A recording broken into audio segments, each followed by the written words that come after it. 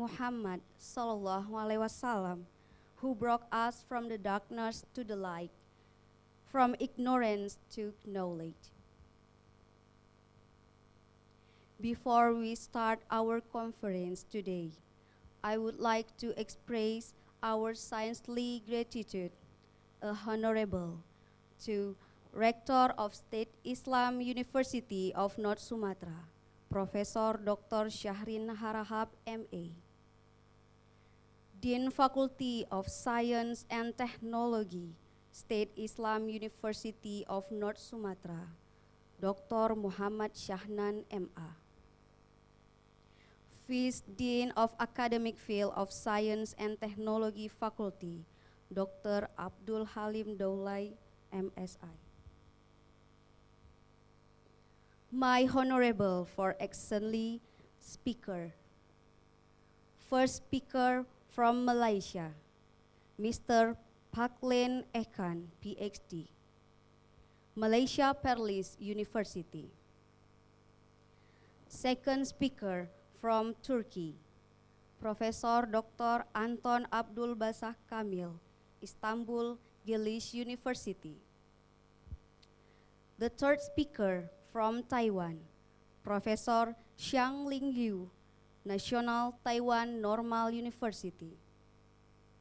Last but not least, the fourth speaker from Indonesia, Professor Dr. Budi Setiadi Daryono, SSI, MAGR, SG, Ph.D. Gajah Mada University. Thank you for all speakers for joining in this conference and share much knowledge to us. Well, ladies and gentlemen, our opening ceremony is about to begin. For offline office participants, welcome to Caribbean Boutique Hotel, Medan City. And all online participants, thank you for joining in a Zoom.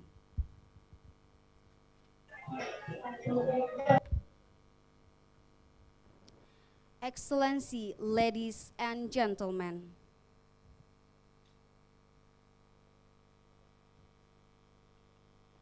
before we start our conference, let me to read some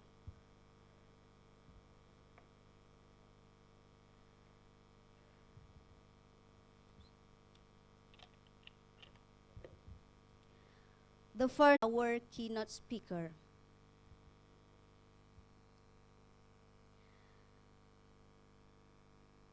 The 9 is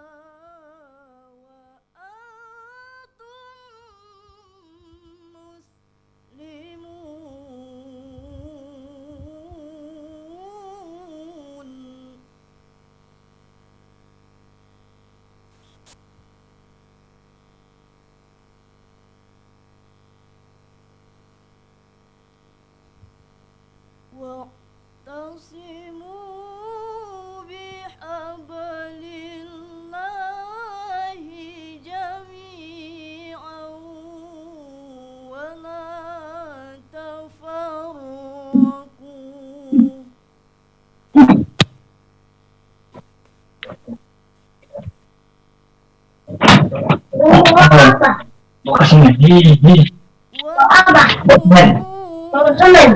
نعمة الله عليكم إذ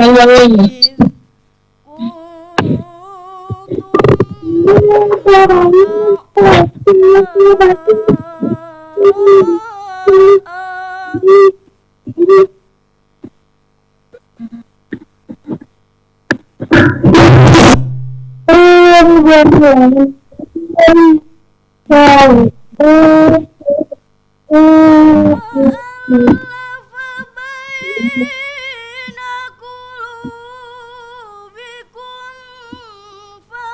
فأصبحتم بنعمته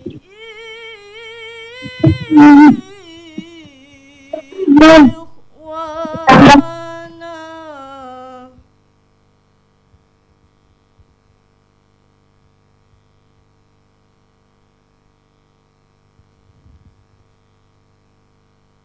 وكنتم على شفا حفرة من النار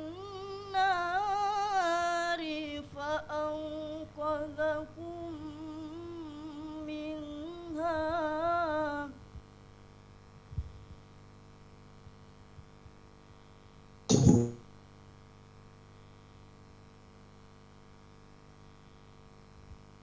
كذلك يبين الله لكم آياته لعلكم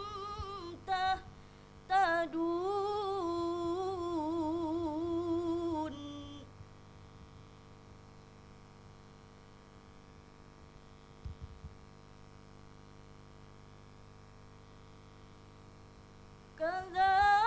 كذلك يبين الله لكم آياته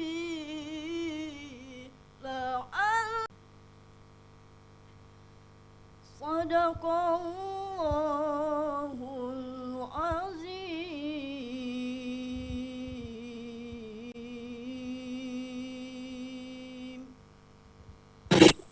Assalamu'alaikum warahmatullahi wabarakatuh.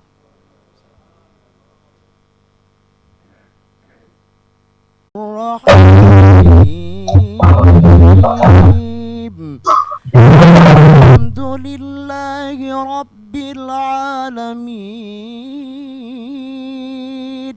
Hamdan syakirin, hamdan na'imin, حمدا يوافي نعمه ويكافئ مزيده. يا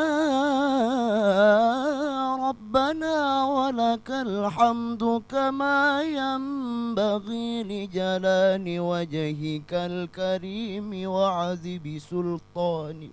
ولأستاذاتنا ولجميع المسلمين والمسلمات والمؤمنين والمؤمنات الأحياء منهم والأموات برحمتك يا أرحم الراحمين. اللهم يا مقلب القلوب ثبت قلوبنا على دينك الإسلام. اللهم أرنا الحق حقا وارزقنا اتباعه وأرنا الباطل باطلا وارزقنا اجتنابه ربي زدنا علما نافعا ووفقنا وعملا صالحا وهب لنا رزقا حلالا طيبا وتب علينا توبة نصوحا اللهم يسر ولا تعسر اللهم لا سهل إلا ما جعلته سهلا وأنت تجعل حزن شئت سهلا اللهم إنا نسألك سلامة في ديننا وعافية في جسدنا وزيادة في علمنا وبركة في رزقنا وتوبة قبل الموت ورحمة عند الموت ومغفرة بعد الموت اللهم هون علينا في شقرات الموت أنا ربك رب العزة عما يصفون وسلام على المرسلين والحمد لله رب العالمين. Assalamualaikum warahmatullahi wabarakatuh.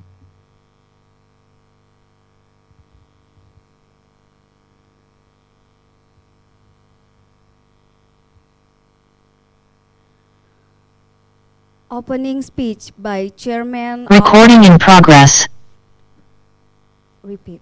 Opening speech by chairmen of the committee of this first international conference on science, development and technology, ICoSDTECH 2021. Mr. Ali Ikhwan MCom, we cordially invite you to the podium.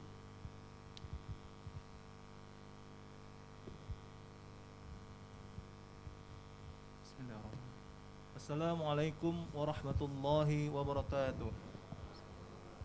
Waalaikumsalam.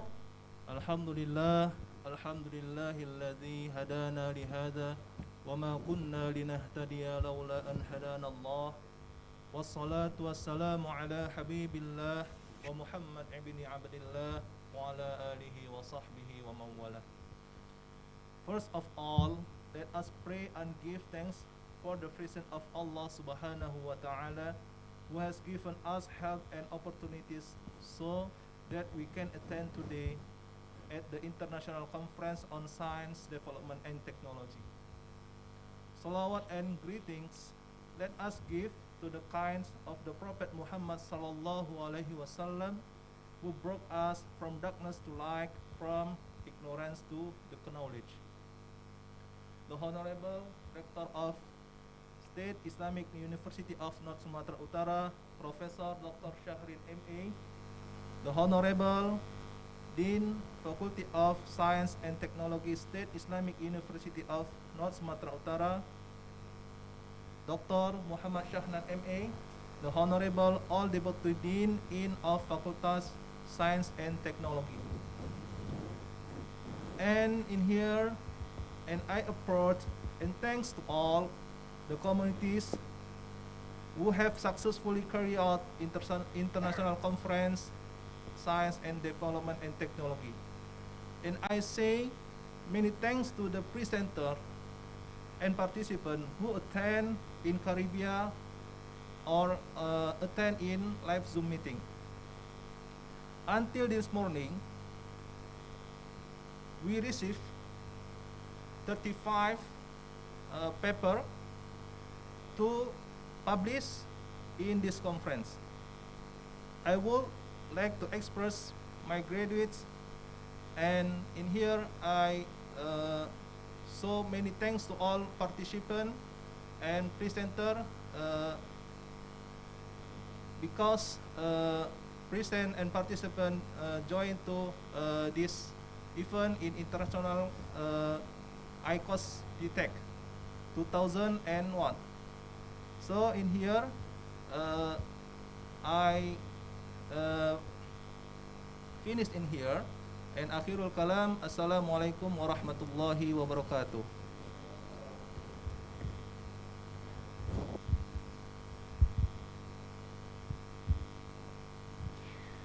Opening speech by Dean of Science and Technology Faculty, Dr. Muhammad Syahnan, MA. We cordially invite you to the podium.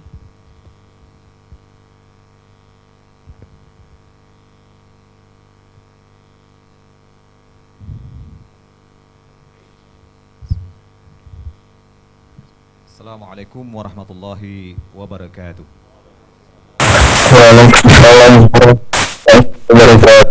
Waalaikumsalam warahmatullahi wabarakatuh. Alhamdulillahi rabbil alamin wa bihi nasta'in ala umuri dunya waddin. Thumma salatu wassalamu ala sayyidina Muhammadin khatamil anbiya'i wal mursalin. Wa ba'du. First of all, let's thanks Allah for His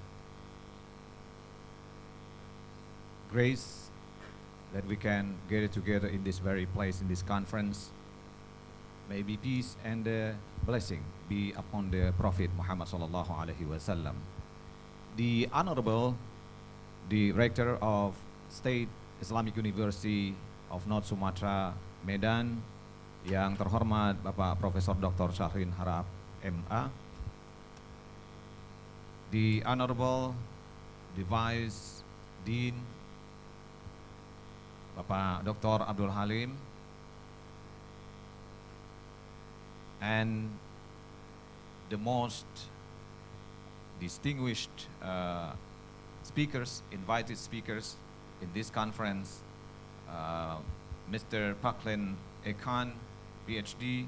from University of Malaysia, Perlis, the Honorable Professor Dr. Anton, Abdulbasah Kamil from Istambul Gelisim University, Turkey, the Honorable Professor Hsiang-Lin from National Taiwan Normal University, Taiwan, and the Honorable Professor Budi Setiadi Daryono from Gajah Mada University, Jakarta. All participants and all committee who has made this conference possible. First of all, let me give you a little bit about the Faculty of Science and Technology of North Sumatra, Medan. Now, we are doing this conference also in conjunction with the 48th anniversary of North Sumatra, Medan, which I think this is a very momentum that we are going to make this conference more beneficial for our institution and also for the better of the humanity. To give you an information about the science and technology, the paradigm that is now developed in the Faculty of Science and Technology is the paradigm of the Wahdatul Ulum with the integration of knowledge, the unity of knowledge. But in accordance with the vision and mission, the new vision and mission of the Faculty of Science and Technology is developing the science and technology in the field of environment. So now we are responding into the new phenomena, the new problem faced by the humanity all over the world, in addition to COVID-19. As we all know from the finding of the researchers, one of the most important issue after the pandemic is the issue of the climate change. So now we are responding at the Faculty of Science and Technology to this issue, which I think now still in the going process. We realize that our movement, our mobility has changed by the pandemic for the last 2 years. And of course, science and technology also has given contribution to make our life much easier.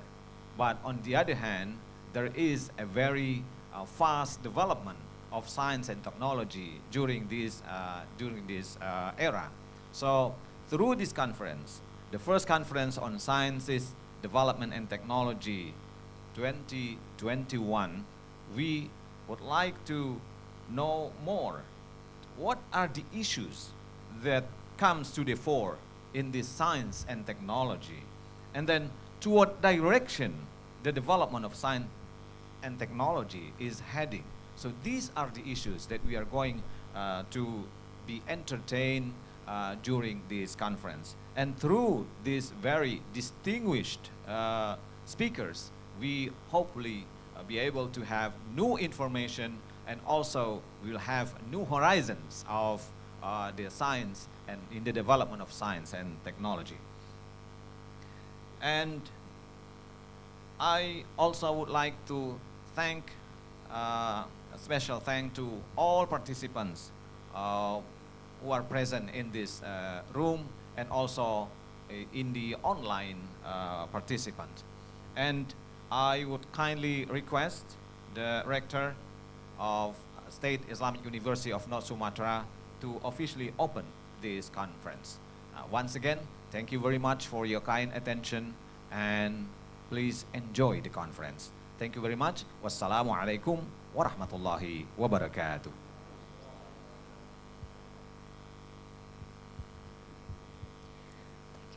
Ladies and gentlemen, now we will hear the guidance and direction by Rector of State Islam University of North Sumatra. At the same time, to open the ICoSDTECH event, Professor Dr. Syahrin Harahap, MA.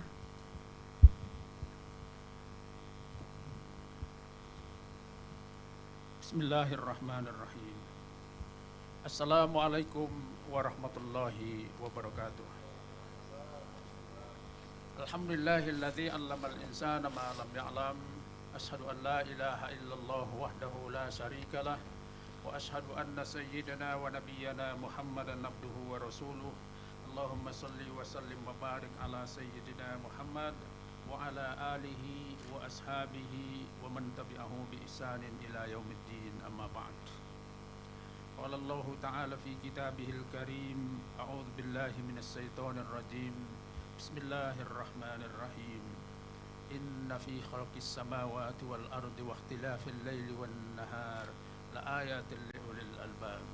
Alladzina yadhkuruna Allaha qiyaman wa qu'udan wa ala junubihim wa yatafakkaruna fi khalqis samawati wal ard. Rabbana ma khalaqta hadha batila subhanaka faqina adzabannar. Shadaqallahul azim. Bapak Dekan Fakultas Sains dan Teknologi yang saya hormati dan saya banggakan, beserta seluruh unsur pimpinan Fakultas Sains dan Teknologi Universitas Islam Negeri Sumatera Utara yang saya hormati. The Honorable of the speakers, Professor Hsiang-Lin from Istambul, from National Taiwan Normal University, Professor Anton Abdulbasah Kamil from Istambul Gelisim University, Profesor Dr. Budi Setiadi Daryono dari Universitas Gajah Mada, Phaklen Ehkan, Ph.D, Malaysian Perlis University.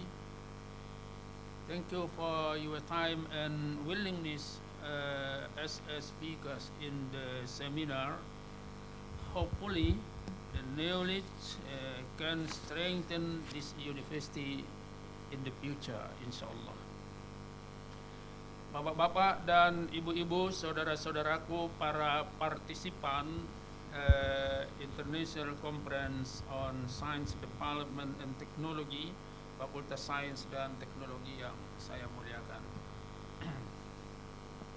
Kita bersyukur kepada Allah bahwa pada hari ini kita dapat mengikuti seminar yang sangat penting yang dilakukan oleh Fakultas Sains dan Teknologi yang mengambil tema yang sangat penting, yaitu perkembangan sains dan teknologi. Atas nama pimpinan UIN Sumatera Utara, saya menyampaikan terima kasih atas pelaksanaan seminar ini. Semoga dapat bermanfaat bagi pengembangan sains dan teknologi di UIN Sumatera Utara dan di dunia Islam pada umumnya. Izinkan saya sebelum membuka seminar ini menyampaikan beberapa pemikiran saya yang semoga ada manfaatnya di dalam pembicaraan kita pada hari ini tentang sains dan teknologi. Saya ingin menyampaikan pertama kali bahwa di dalam Islam tidak pernah terjadi percekcokan antara agama dan ilmu pengetahuan. Oleh karenanya terdapat isyarat-isyarat yang melimpah ruah di dalam Al-Quran dan hadis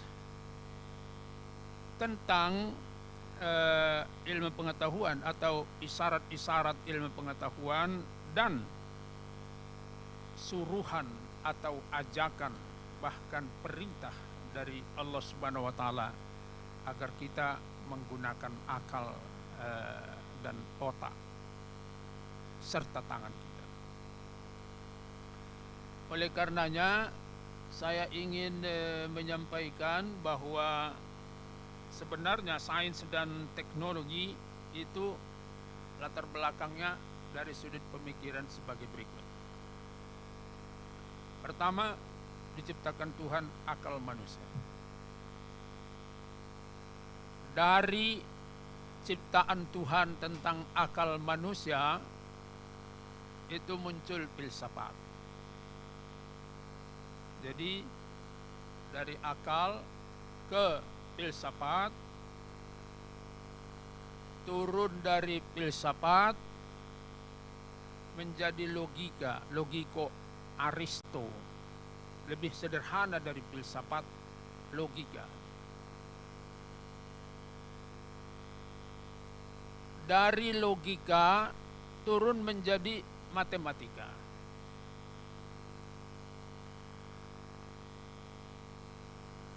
Dari matematika lah muncul teknologi. Dari teknologi muncul industri. Saya ingin ulangi dulu karena saya ingin mengingatkan kita bahwa sains dan teknologi itu adalah ujung dari ilmu pengetahuan yang kita kembangkan, baik Islamic Sciences maupun Islamic Studies.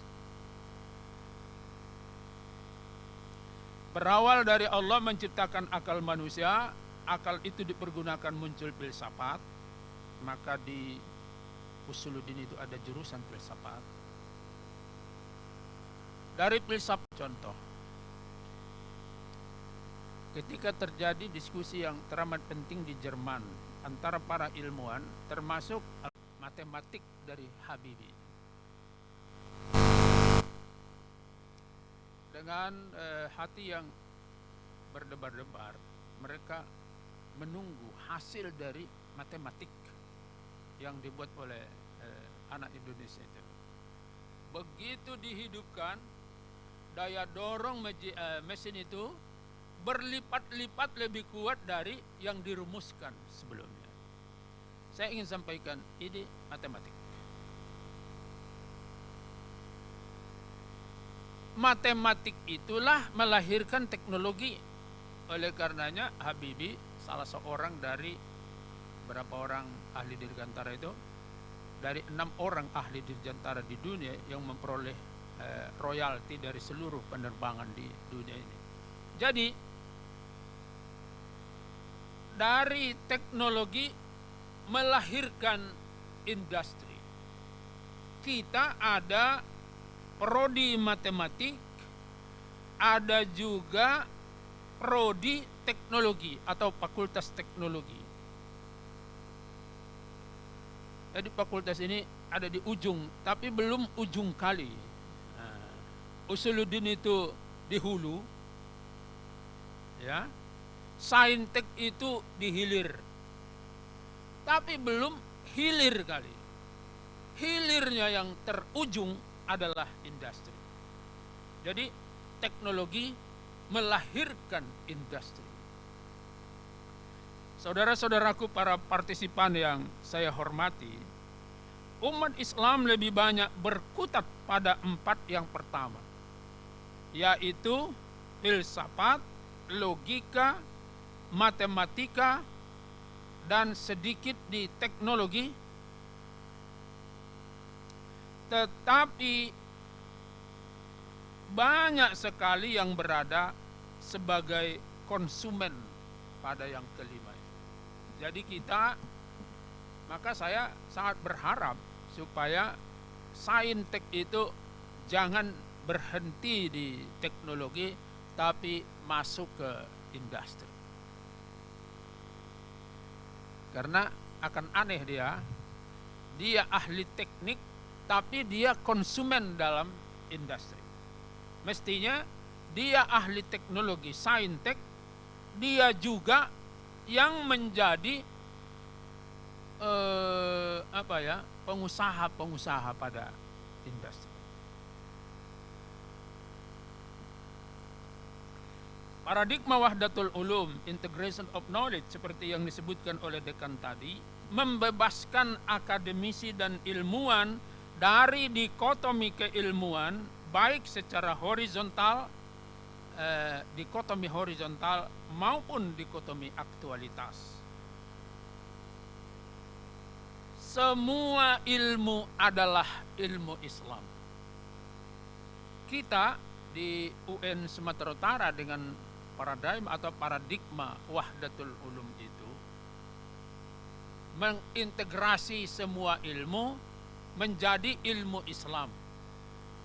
Kalau selama ini ada ilmu umum dan ilmu agama, maka kita menyebut ilmu umum itu dengan Islamic Sciences dan ilmu agama itu dengan Islamic Studies.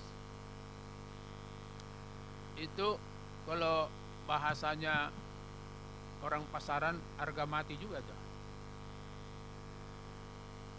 Artinya semua pengembangan ilmu harus dengan landasan paradigma seperti itu, dan kita bertaruh dengan cita-cita kita sendiri, dan semoga itu berhasil untuk meningkatkan daya saing dan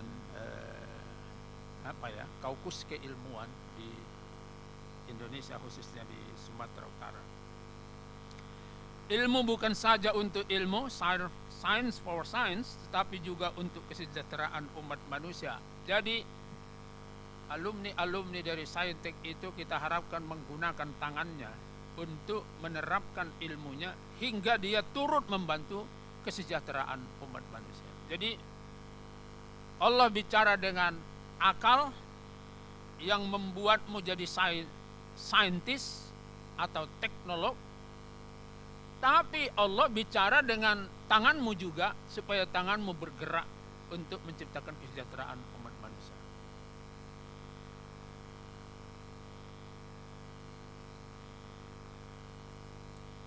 Karena sains dan teknologi bagian dari ajaran Islam, maka seluruh studi Islam harus, termasuk saintek, kita harus studi kita, mata kuliah kita harus sampai ke ujung dari perkembangan teknologi. Saya berharap diskusi pada hari ini atau konferensi pada hari ini bisa merumuskan ini. Jadi setiap ilmu harus ke ujung. Saya ambil contoh misalnya. Itu yang lebih mudah saya mengingatnya. Ya.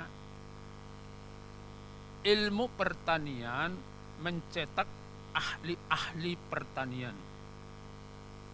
Ya kan? Atau teknisi-teknisi pertanian, penyuluh-penyuluh pertanian. Ada 1000 tamatan pertanian, ada 2.000 tamatan penyuluh pertanian yang diharapkan membantu pertanian Indonesia. Tetapi pendidikan pertanian ini tidak sampai ke ujung. Apa ujungnya? Terjadinya penciptaan robot untuk mengadaptasi pertanian. 1.000 ahli pertanian kita, ahli bibit, ahli pupuk, ahli ketam, 1.000. Padahal satu robot sudah ada menyelesaikan pekerjaan orang yang 1.000 itu. Maka kalau robot ini digunakan, yang 1.000 itu nganggur. Itu artinya kita justru memproduk para penganggur. Di mana salahnya? Salahnya adalah kita, mata kuliah kita, ilmu kita tidak sampai ke ujung dari teknologi yang sedang berkembang. Kalau sampai ke ujung bahwa pertanian ini sekarang sudah dikerjakan oleh robot, cukup 2 robot. Oleh karenanya ilmu pertanian kita juga harus memikirkan bagaimana ahli robotik di dalam pertanian. Itu yang saya maksud dengan ujung dari pengembangan teknologi. Seminar ini karena melibatkan terutama dari mana tadi? Dari Taiwan ya. Dari Taiwan, dari Turki, dari Perlis Malaysia, dan dari Gajah Mada. Kita berharap supaya yang kita bicarakan itu lebih banyak di hilir. Saya berharap supaya pembicaraan dalam konferensi ini lebih banyak bicara di hilir, karena hulunya kalau di apa itu International Islamic University of Europe yang di Rotterdam, mereka mengatakan begini, kami bicara tentang dirosah tatbikiyah. Dirosah tatbikiyah itu bagaimana menerapkan ilmu. Kalau kita bicara tentang 4 imam mazhab, ya kan? Imam Syafi'i, Imam Maliki, Imam Hanafi, Imam Hambali, kita bicara tentang itu, maka dia katakan kami tidak bicara tentang itu. Yang kami bicarakan adalah bagaimana menerapkan pemikiran dari 3 atau 4 imam itu. Jadi sekali lagi kita sangat berharap supaya konferensi seperti ini dapat mendorong perkembangan ilmu pengetahuan. Saya ingin akhiri sambutan saya ini dengan mengatakan bahwa sekarang penulisan jurnal-jurnal ilmiah internasional itu lebih banyak dilihat referensinya pada jurnal. Kalau dulu pada referensi yang standar, buku-buku tentang induk dari teori. Kita dulu menulis disertasi dipersalahkan kalau kita tidak sampai pada buku standar di awal. Tetapi sekarang berubah. Justru yang diminta adalah mana kutipanmu, referensimu di ujung. Di ujung. Artinya dalam penerapannya tulisan mana yang banyak engkau kutip. Bukan seperti yang saya sebut tadi, referensi standar mana yang kau ambil di dalam tulisanmu ini. Sekarang beda. Referensi tentang ujung, aplikasi, aksiologi, applicable dari ilmu ini yang engkau kutip.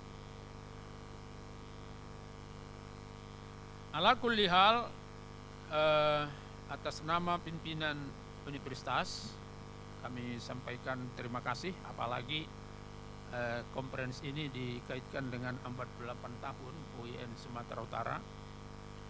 Kita sekarang ini berada pada setting waktu 1 bulan perayaan 48 tahun UIN Sumatera Utara. Jadi konferensi ini bagian dari itu. Saya ucapkan terima kasih. Dan impact dari seminar ini juga saya berharap supaya saudara-saudaraku para partisipan dapat juga menulis opini, tulisan, pikiran, analisis terhadap bagaimana UIN Sumatera Utara mengembangkan teknologi, sains dan teknologi, agar itu merupakan bagian dari usaha kita untuk mengembangkan ilmu pengetahuan dan teknologi di masa yang akan datang. Saya ucapkan terima kasih dengan sama-sama membaca basmalah. Bismillahirrahmanirrahim. Mari kita buka konferensi ini secara resmi. Wassalamualaikum warahmatullahi wabarakatuh.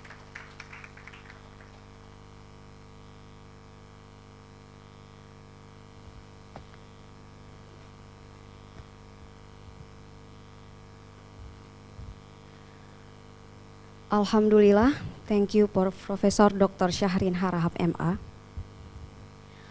Now, photo session. For participant in Caribbean Hotel, please go to in front to get a picture. And for participant in Zoom, please turn on your camera and give the best smile. There are separate slides in Zoom, so I will guide you. Okay, for the offline participant, please go to in front to get a picture.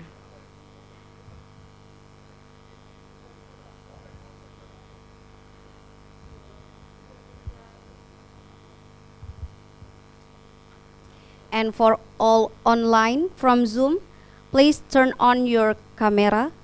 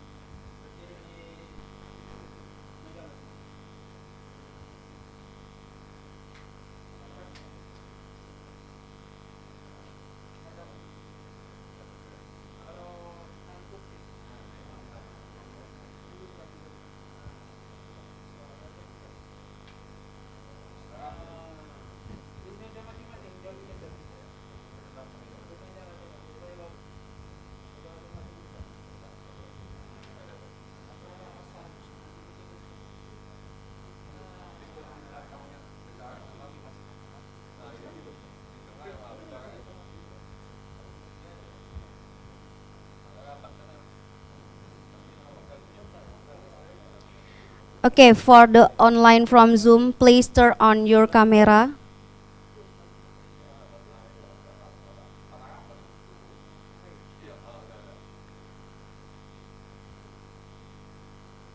Many participants from Zoom not yet to turn on camera, please.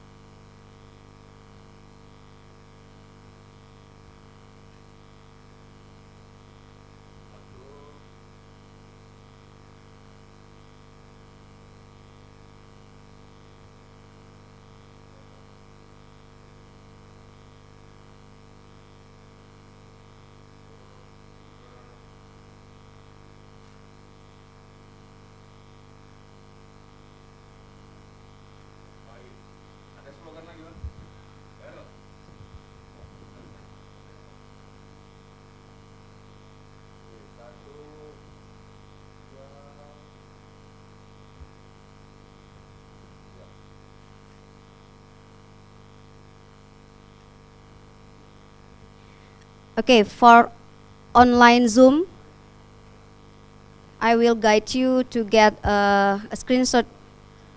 So after you turn, okay, first slide.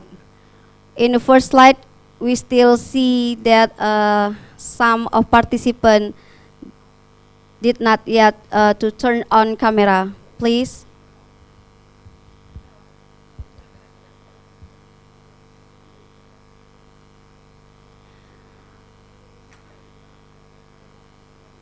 Okay, we will get a screenshot. So I will count. 1, 2, 3. Just give your best smile. Cheese. Okay, next slide.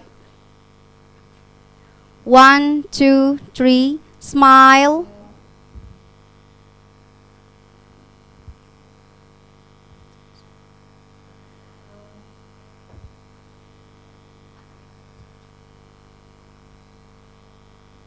Okay, nice. Next slide. Okay, 1, 2, 3. Smile.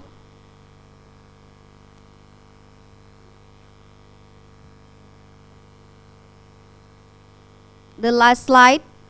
1, 2, 3. Cheese.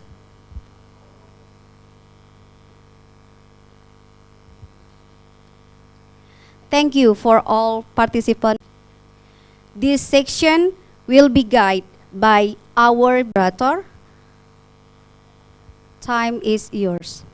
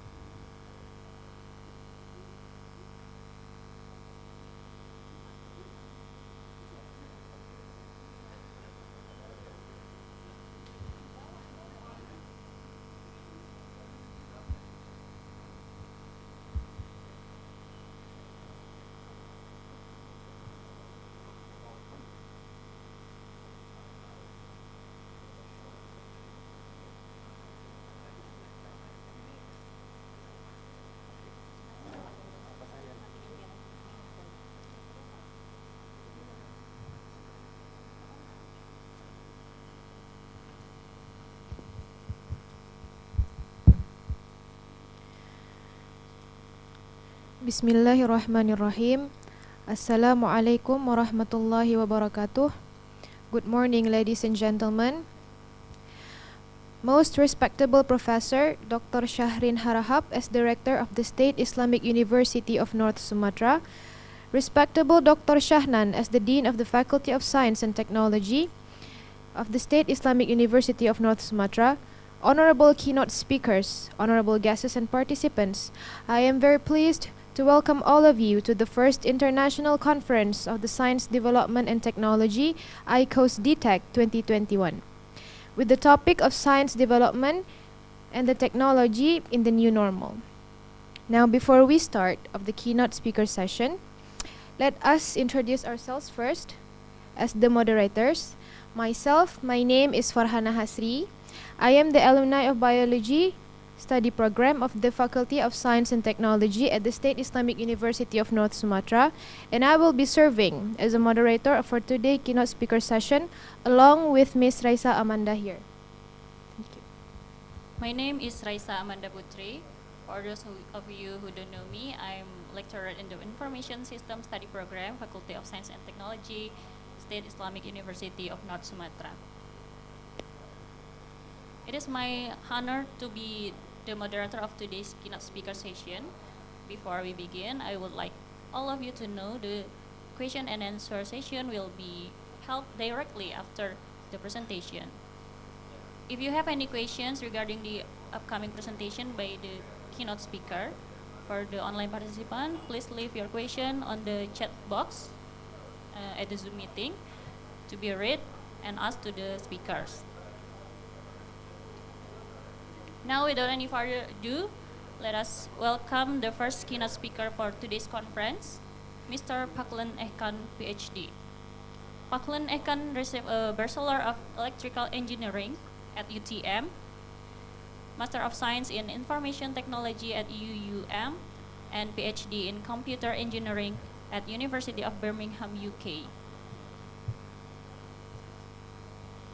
He worked as an engineer in multinational companies, electronic industries for 6 years before joining the University Malaysia Perlis as a lecturer in January 2003. Currently, he is an associate professor attached to Faculty of Electronic Engineering Technology at UNIMAP.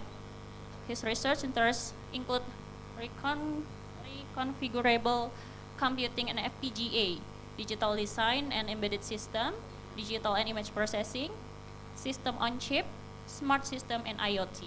He has published over 100 articles in international journals and Proceedings Scopus Index. Currently, he is a head of high performance computing group under COE Advanced Computing at UNIMAP. Dr. Phaklen Ehkan is currently a chartered engineer at the UK, professional technologist at MBOT, graduate member of BEM, members of IEEE, BCS, and IAC SIT. Today he will be presenting on FPGA implementation for data processing acceleration. Mr. Phaklen Ehkan, time is yours.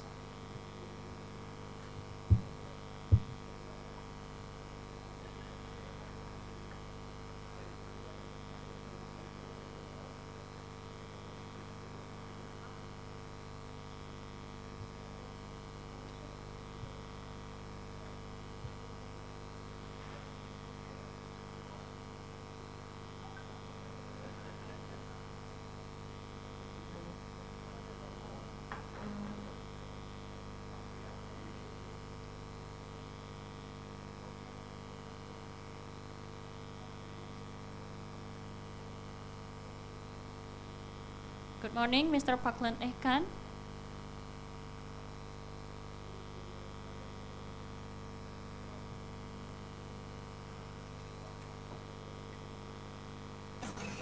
All right, good morning.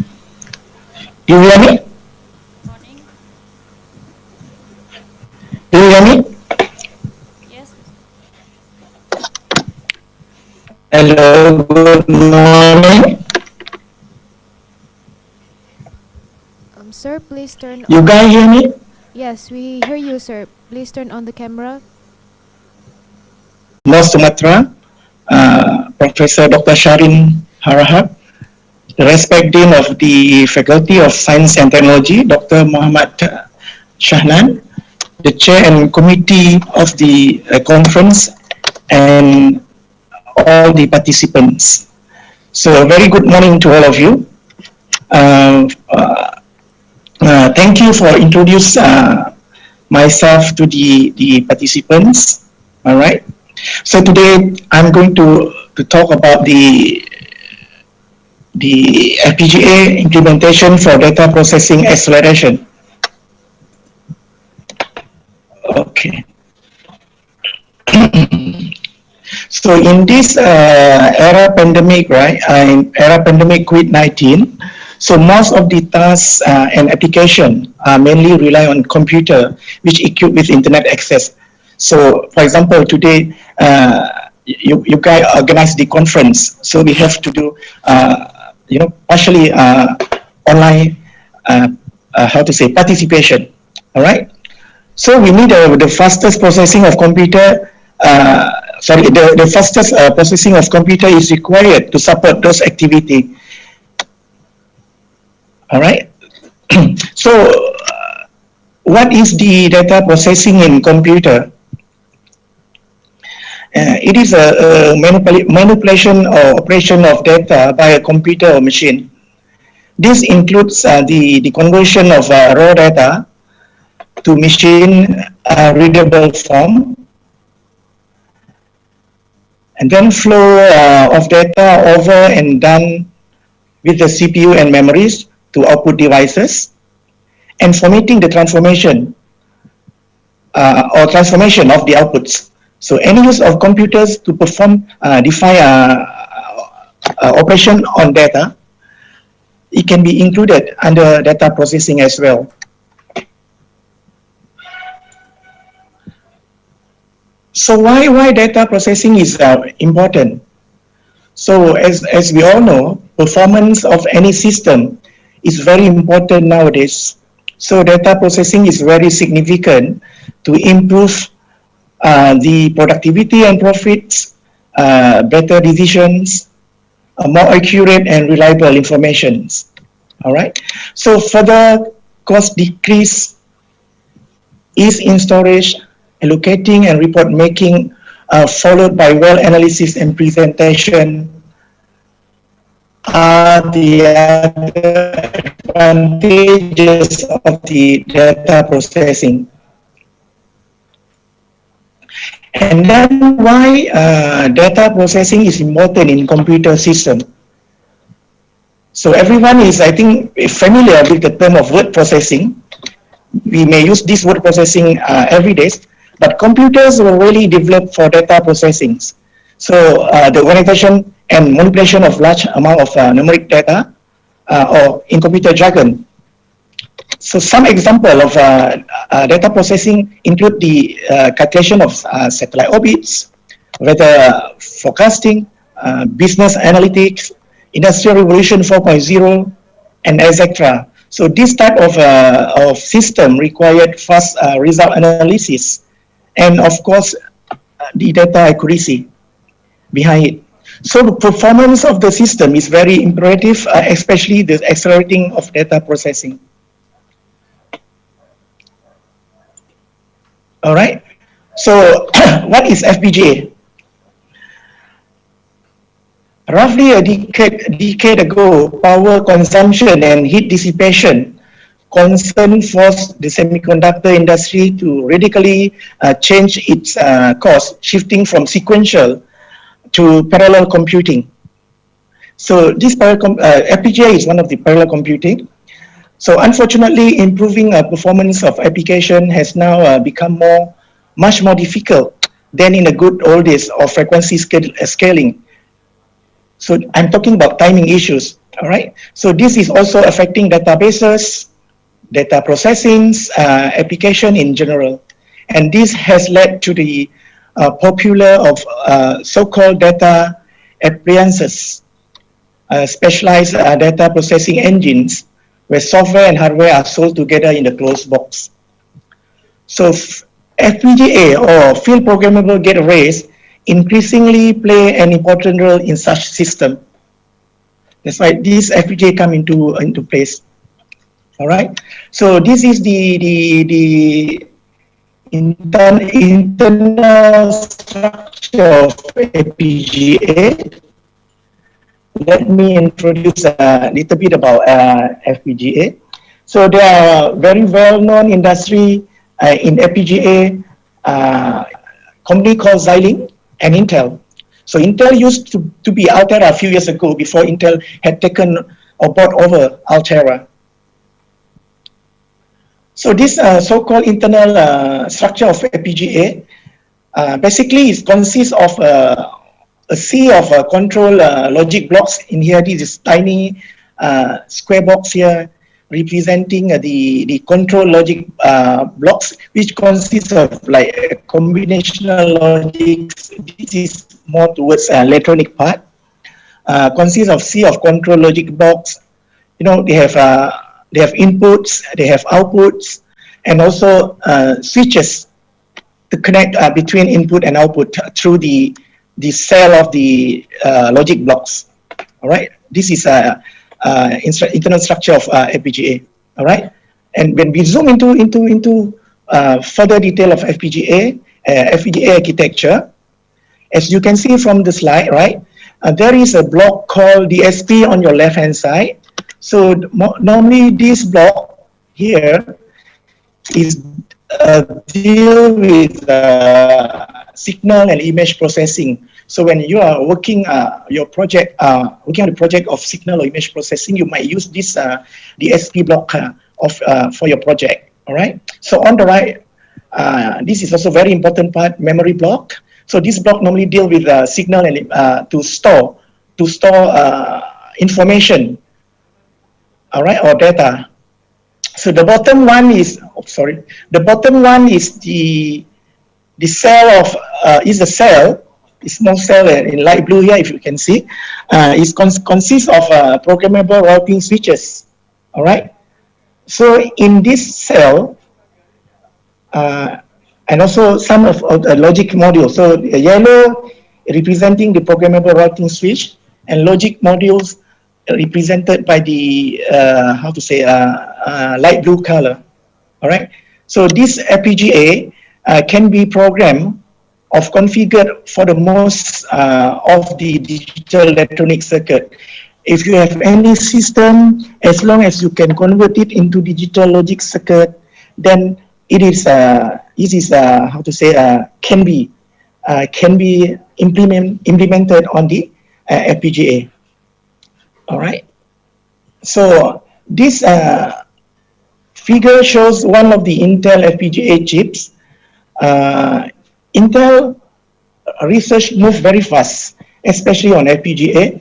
So this figure shows one of the Intel FPGA chip called Intel Agilex FPGA. So as you can see here, this device focus on three features here. Process data to ensure that the data can be processed faster and efficient. So then you can see they have a 40%, can up to 40% higher performance. If your system require higher performance, then you may use one of these shown from previous slide. So they got a programmable interconnect between cells, and also they have a logic block which consists of the combinational circuit, talking about the gates. So and also they have I/O block, to input for the input and output data. All right. So each module is made up of a programmable lookup table. So the way they use is they use programmable lookup table that is used to control the element that each cell consists of, and to perform logical functions of the element that make up the cell. So what is lookup table means? The lookup table is actually your customized thing and more. So FPGA is useful for prototype IC, and it can be reprogrammable until you can finalize your design. All right. So you can see the statement down there. Engineer can create a design using FPGA rather than spending time for optimization. So when engineers come up with their own design, so normally they will use FPGA chips as a platform of their designs, so that they can fix the problem before move to the final product. All right. So FPGA is used because of excellent performance, and they also can accelerate. They call it FPGA accelerator, need a server to function and cannot substitute a server. So it's very attractive because of the performance gain of specialized hardware can be substantial. All right, as well as the power consumption is very, very less. And the last one is, I think they are more flexible than normal hardware circuit. So they can be integrated into complex system in many different ways.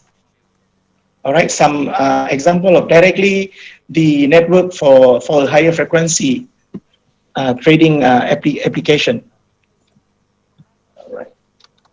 So artificial days. So today FPGA are gaining prominence in another fields such as DNN, deep neural networks that are used for artificial intelligence. So running DNN interference model takes you are often used to accelerate interference processing, but in some cases high performance FPGA might actually overperform GPU, especially in analyzing large amount of data for machine learning. So that's why in this field FPGA is FPGA is focused on the machine learning. to support AI project. All right. So Microsoft work out with Intel for the accelerating AI project. All right, because they trust in Intel. And then this is the diagram show that where the FPGA place.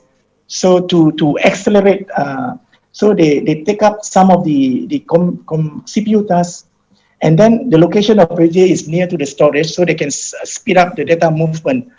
All right, the benefit is CPU can offload some of the tasks, and then the data process can be accelerated, and then because of the compute near to the storage. All right. The next one is this is some of the projects done by my group, COE Advanced Computing in UNIMED under Faculty of Electronic Engineering Technology. So they have some students working on the app. Most of the projects supervised by myself. So FPGA implementation for GMM-based speaker identification. A new, maybe you can read from here. All right. So most of the project FPGA based to accelerate the data processing. All right. So I list down here some of the projects. So this, for example, a new concurrent scalable modular SoC FPGA based architecture of for HMLP, part of the neural network implementation. So in this project, it will design to design and implement a new concurrent FPGA to make sure that the system, the data can move concurrently.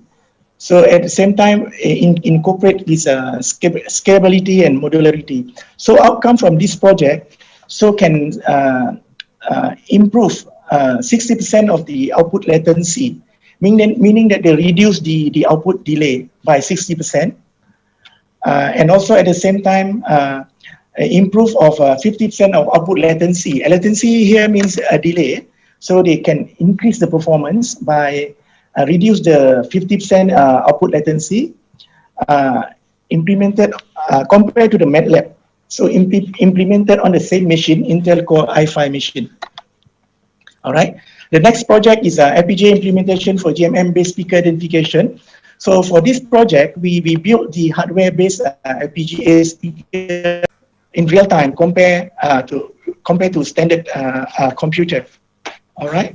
For the next project, we also use FPGA design a multiple model for Industry 4.0 cyber security. So DAS algorithm. All right. So another project is a comparative study of parallel and pipelining of RGB HSL color space conversion architecture on FPGA. So basically, besides we improve the performance in terms of data processing, we also check the accuracy. So for this project, parity rate of accuracy by hardware application up to 99 and 98%, with maximum operating frequency rate of 50 megahertz and 120 megahertz respectively. When we're talking about frequency, is referred to the time for image processing. So we implement the lifted, we're trying to check all these disease. So we try to help them. So this project, we will, actually we are cooperating with a group of medical doctors in hospital, University Science Malaysia in Kelantan, HUSM in Kelantan. So this is ongoing projects. So hopefully by the end of this project, we expected to accelerate the speed of image processing on FPGA when the procedure are set to run concurrently. All right. Okay. Why most of people use FPGA because so many advantages. First one is long-term availability. So this the use of FPGA makes you independent of component manufacturer because of functionality is not in the module of itself, so but its configuration. And second one, if you want to updating or adapting at the customer, you can do so. This is in contrast with the conventional computer chips like PC. FPGA are fully programmable. So this can be carried out, these updates and adaptation can be carried out even after delivery or directly to at the customers. So FPGA significantly accelerate part of the hardware development lies in design of the IP core. All right, fast and efficient system for the fourth one. So as the largest possible user group is to be addressed with standard component, this usually a compromise between performance and compatible. So in this case, FPGA offer the possibility of developing system that are exactly tailored to the intended tasks, and then works efficiently. So the fifth one is accelerate soft-off software. So complex tasks are often solved by software implementation with fast processor. FPGA offer cost effective alternative. So this which we are the via the parallelism and also adaptation to the application provide significant speed in advantages compared to processor-based solution, as you can see from few projects done by us under the Center of Excellence. And then real-time application. FPGA are ideal for application in time-critical system.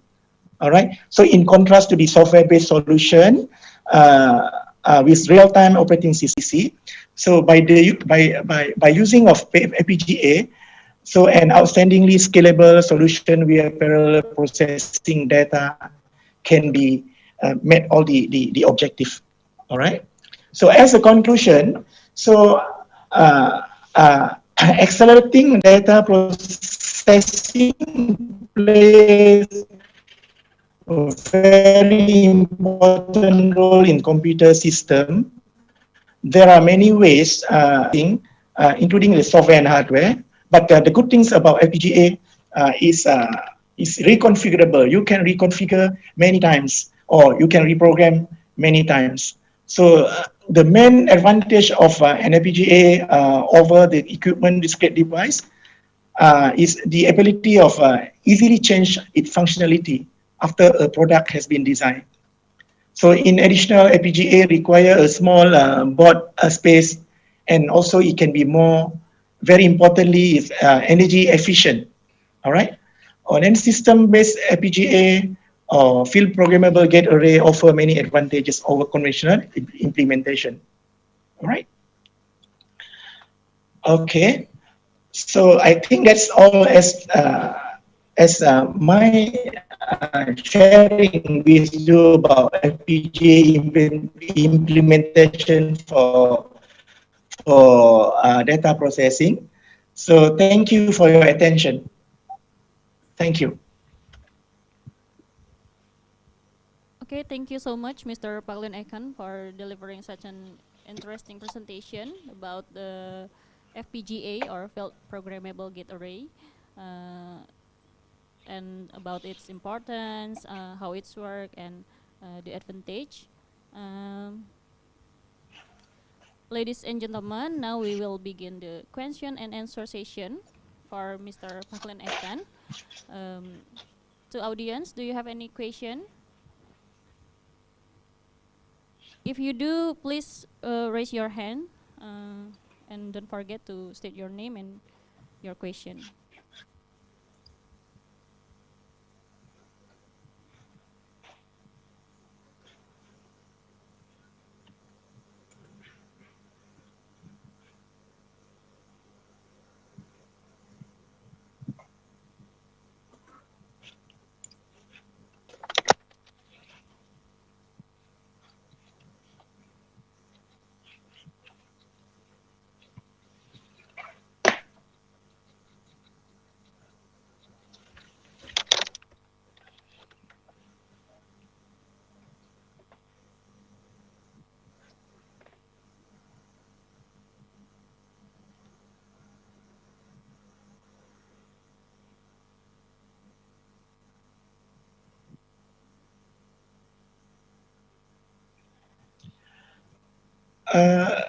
Can I say something?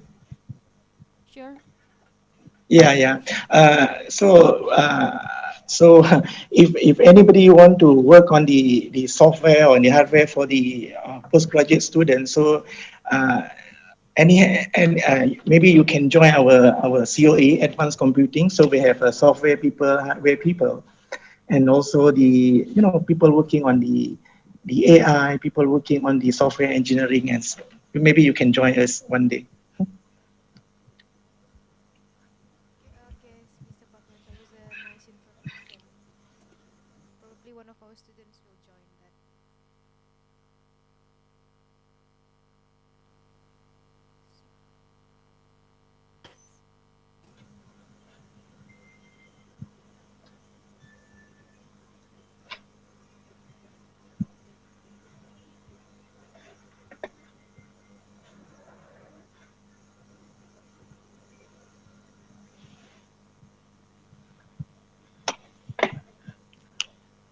So my group is actually high performance computing. So most of the project we deal with FPGA, and also some of the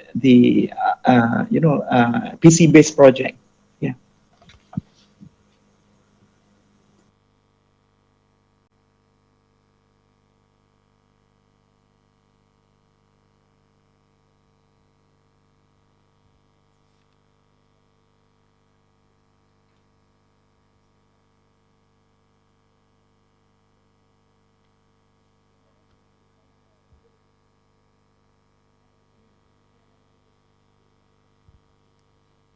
Okay, sir, there's a question from offline participant. Mr. Zain Ahmad.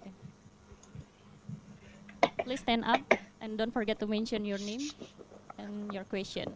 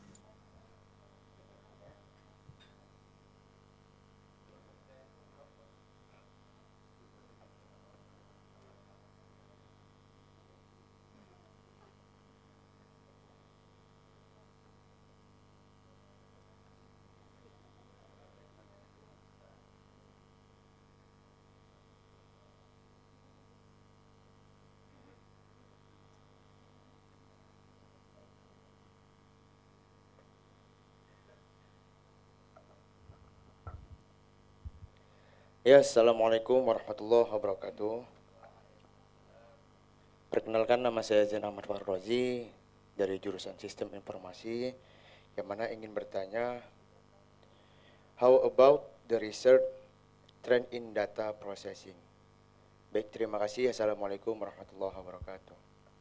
Waalaikumsalam warahmatullahi wabarakatuh. Okay, Mr. Come again. How about research trends in data processing, right? Yes, yeah. Research trend in data processing. Is it a question? Is it his question, yes, sir? Yes.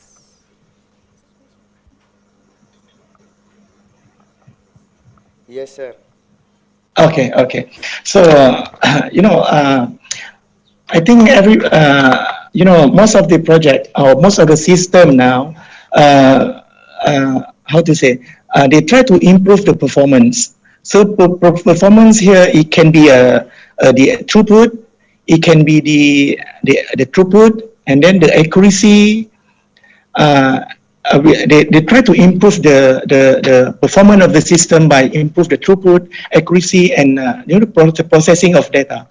So when we process, because if you can see, right, the machine in this world, when you link to the internet, right, we're talking about millions, probably thousands of millions devices connected to the web now.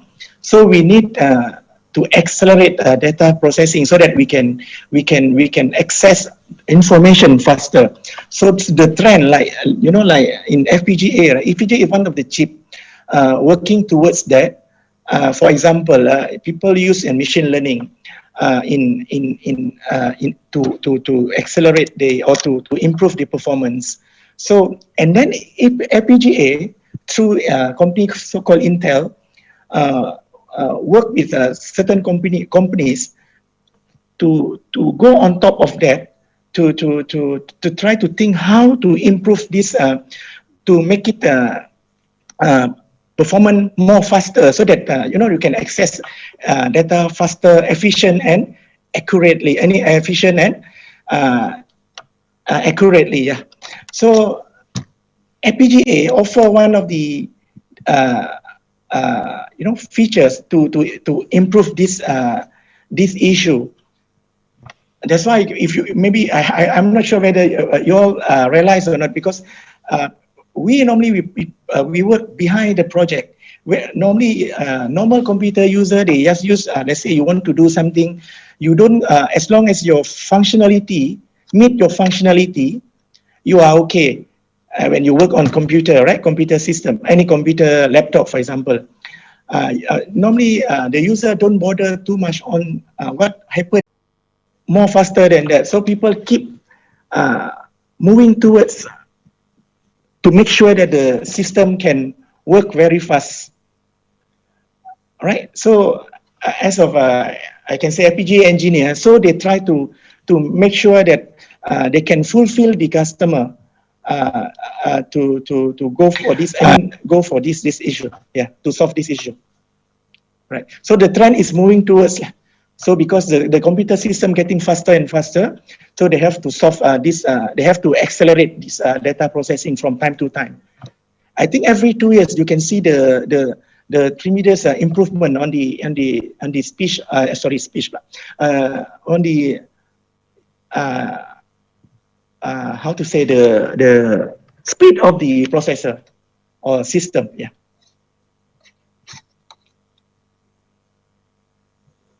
Answer your question. So the trend is moving towards, yeah. Yes, sir. Thank you. Okay, sir. Thank you for the answer.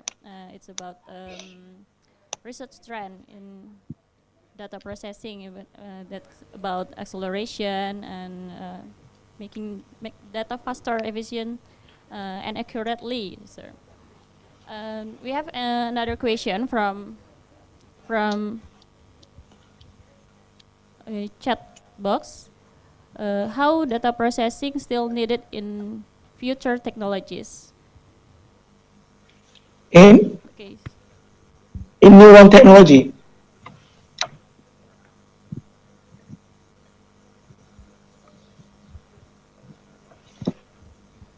Future technologies. How data processing still needed in future technologies?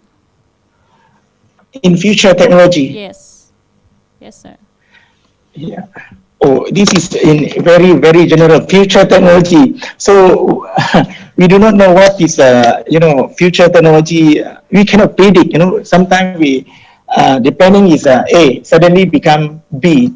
But anything, any system, virtually or physically, require data processing. So I believe. It will be required for data processing in future technology. Yeah, but I can say like any system will process the data. So this it doesn't matter whether future technology is what kind of system. What any system, I believe it will require to process the data. So data extraction is very important. So I think engineers will focus on this data processing, especially when people talk about data science now, right? So data science is one of the field of computer science which is growth, data science and AI. So data processing is is very important to support this data science and AI. So maybe you can see from time to time, the engineers will work with the, especially on data science, right? Data science and data scientists and data engineers will work, hand in hand to try to improve the data processing acceleration. So I believe that, yeah.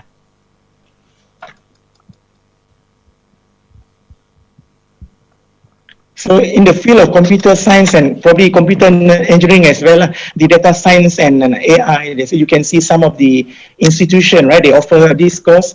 So because they want, they want students to learn how to manage the data by using a system. So data engineer will support, definitely will support data science to improve the performance of the data processing, as well as the taking care of the accuracy for the data. Right. Okay, thank you for the answer, Mr. Phaklen. The next question is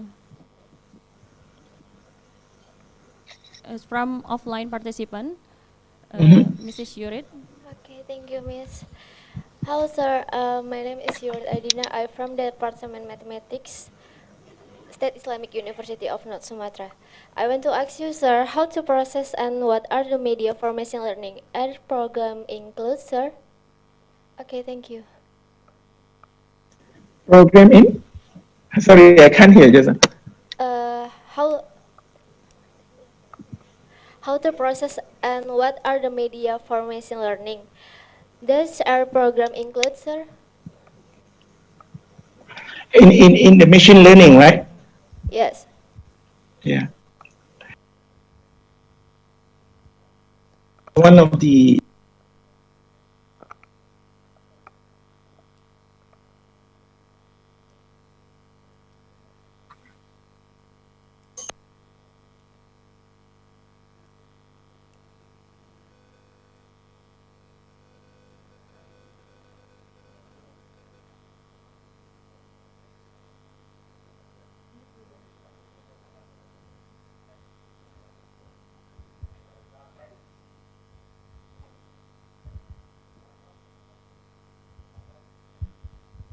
Mr. Phaklen?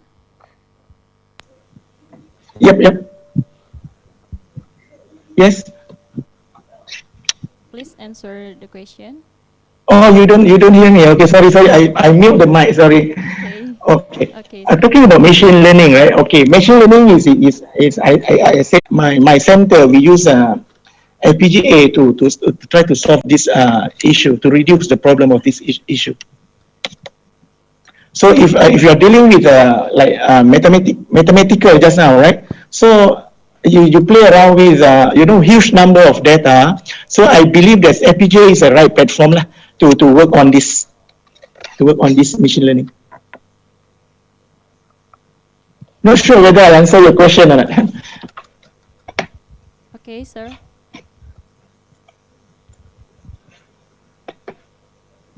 The last question from our online participant, there's Mr. Yusuf. Mr. Yusuf.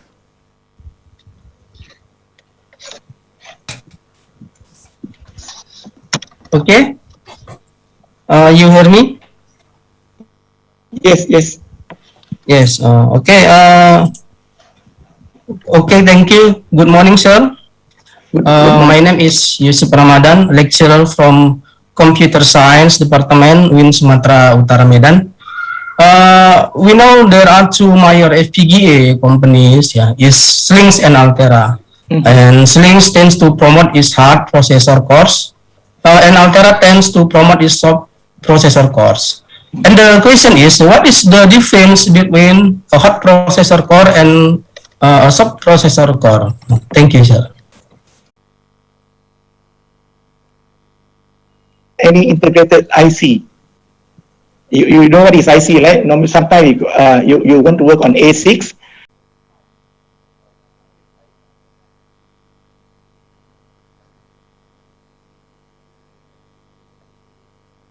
So hardcore cannot be modified; it's already fixed. So softcore you can be modified and you can tune or you can suit with the specific requirement. So you can do more customize the how to say the logics or the instruction and so on. And you know FPGA also offer multi-core to support this. So I can say that softcore you can do some modifications to suit with your customized project. Whereas the hardcore because it's already fixed and you may not modify the how to say the processing of it. Yeah. Actually, Altera is no longer Altera. Is taken over by Intel already. So yeah, because we actually in UDMAP, right? In UDMAP, we got plenty of boards donation by Intel Penang. So that's why most of the project we use Intel boards. Yeah, actually Intel try to make use of us as a platform to train engineers to support them in the future. Yeah. I hope I can answer between hardcore and softcore processors. So one already fixed, the other one not fixed, and the softcore is not fixed. So you can play around with the design. All right, you can suit to your specific requirement. In this case, softcore processor have more features. All right, compared to hardcore. Right. Thank you. Okay, thank you, sir. All right. Okay, thank you so much, Mr. Ehkan. You're welcome. Yeah. Okay, now we will welcome our second speaker, Professor Dr. Anton Abdulbasah Kamil. Anton Abdulbasah Kamil is a professor of econometrics at Faculty of Economics, Administrative and Social Science, Istambul Gelisim University, Istanbul, Turkey. He holds doctors in statistics from the Pajajaran University, Bandung, Indonesia, MS degrees in Applied Statistics from the Bogor Agricultural University at Bogor, Indonesia, and Ph.D. in Econometrics from the University of Economics at Prague, Czech Republic. Dr. Anton has numerous publications to his credit in journal articles and proceedings, more than 100 articles. He published in the journals and proceedings. He continued to be an active researcher in his field. He is also a member of the International Society on Multiple Criteria Decision Making, or MCDM. He is on the editorial board of the Bulletin of the Malaysian Mathematical Science Society, Journal of Sustainable Economics and Management Studies, and Munich Personal Repack Archive, Munich University Library. Besides that, he has been appointed to hold committee position in several international conferences. Today, his presentation is about hybrid correlation coefficient of Spearman with estimator. To Professor Dr. Anton Abdulbasah Kamil, the time is yours. Okay, thank you, Ms. Chairperson. Honorable Rector of Universitas Islam Negeri Medan, organizer and participant. Assalamu'alaikum warahmatullahi wabarakatuh. Greeting from Istanbul, Turkey. Very sorry, here in Istanbul it's still dark now. Just we have azan subuh prayer, so it's very early here actually. And okay, for my presentation, let me share the PowerPoint here. Okay, so today I would like to talk about the hybrid correlation coefficient of Spearman with the estimator. Actually, you already know, right? In a statistic, when you like to measure the relationship, the strong of the relationship between two variable or more than two variables, so you need to use the correlation, right? Uh, and then there is two type of correlation you can use: parametric correlation and the non-parametric correlation, right? So in parametric, usually if the model is linear, so usually you will be use what we call person correlation coefficient analysis. And in the non-parametric, there is two model, or there are two type of the model you can use. First is Spearman rank correlation coefficient, and then the second one is we call tau Kendall, right? Uh, so both side is based of the rank of the data, right? For the non-parametric side, right?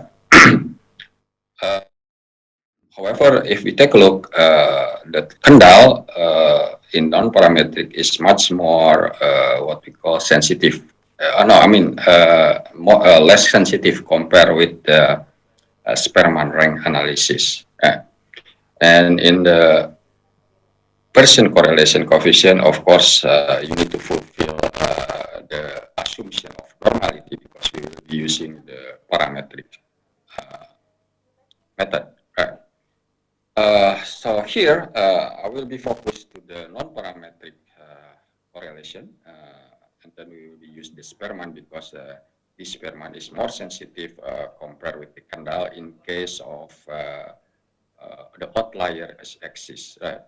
So usually in when you are measured the correlation, if there is an outlier in the data, so the result will be biased, is not represent the relationship between the variable. So usually researcher is just remove the outlier, right, from the data. So here I just would like to improve how bad is this outlier. Just leave it that one, and then we will be estimate using the hybrid method. In this case, I will be choose the estimator, right, to estimate the coefficient of correlation. Right. Right. Yeah. Which I think this one is I already have explained a little bit, and you know, this is outlier sometimes is disturbed, yeah, about the other data, right? And then that will become coefficient is not robust anymore. So that's why we try to improve right here using the estimator. But before we go to the estimator, let's see the estimator or estimation first. Right? So actually, this estimation is introduced by Huber in 1964, and Huber keep continue research in this estimator until early 1980. And if you take a look in table 1, actually there is 3 estimator type he working out. Yeah, first is objective function, we symbolize as the rho, and then here is the kappa is influence, we call it influence function, and here the W is weightage function, whereas the U is error, right? Error, and the C here is the constant, right? So Hubert actually there's already what we call try to explore, and then found that if C is between C 1.345 sigma to 4.685 sigma, so there will be say when we follow the normal distribution, and then we will be the what is the estimator will be produce about 95% efficiency, that error will be follow the normal distribution. So in this case, the outlier still, we can still use the data with the outlier, right? Okay. So as I mentioned before, there is three function in the Huber in M estimation. First is objective function, influence function, and weight function, right? So this influence function actually Professor Anton. make it by the difference. Professor Anton. Yes. I'm sorry for yes. the Anything? I'm sorry for the interruption, but could you please change your slide into full screen? Okay. Just wait. Thank you so much, sir. Okay. Right. Okay, so I just continue, right? So this is the function. So there is two type. So here, if you have u square divided by 2, for example, for objective function, so the condition if u must be less than or equal to the c and so on, right? So the same thing is for the influence function and the weight function, right? Okay, actually there is a step when to find the weighted function. This first step, you need to to focus to the objective function, and then after that you need to make the differentiation against the objective function. So you will get the influence function, and then after that the influence function divided by u, or what we call error. So you will get the weightage function. So this is the step how to get all this function, right, in the Huber method. Right. So as I mentioned before, after Huber got if the C is 1.3.45, so the error, it will be follow the normal distribution. So this means when you take the estimation from the coefficient of correlation, so there will be robust method. Yep. Right. So after Hubert introduced M estimation, Yochai in 1987 introduced what we call MM estimation. This actually he tried to improve the Hubert estimation, introduce another estimation, and then based off the Hubert estimation actually, and they call MM estimation. Right? So MM here is refers to the approach that use more than one M estimator actually, right? And here is the error here, right? If you take a look at the error, and then this is he introduced the scale SU here, right? And then if you take a look, if you try to derive this method or this equation, so you will find that expectation of the objective function of the error or rho u here, a function of rho u, so you will get is equal to the b, so it's unbiased, right? So here Yochai using the approximation using the standard normal distribution. Right. So in Yochai, if you like to see the function of the constant of the error, so you can find like this one, right? And then to find the step how to find of the MM estimator, actually there are several steps, the 3 steps, also the same thing like in the M estimator to find the objective function, influence function, and the weightage function. So here in MM estimator also the same thing. There is a 3 step. First one is select the estimator, right? And this must be has a liquid point of 0.5. Yeah. So then the price, using the calculation of this formula, right? And then after that, you need to know this the ratio of B divided by A is equal to 0.5 according to the first step. Okay? Right. So the third step is must be the function must be satisfied. This where is the objective function of the error must be less than some objective function of other function here. Yeah.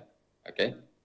Right. Of course, here this objective function must be fulfill the following assumption. This is because this is what we call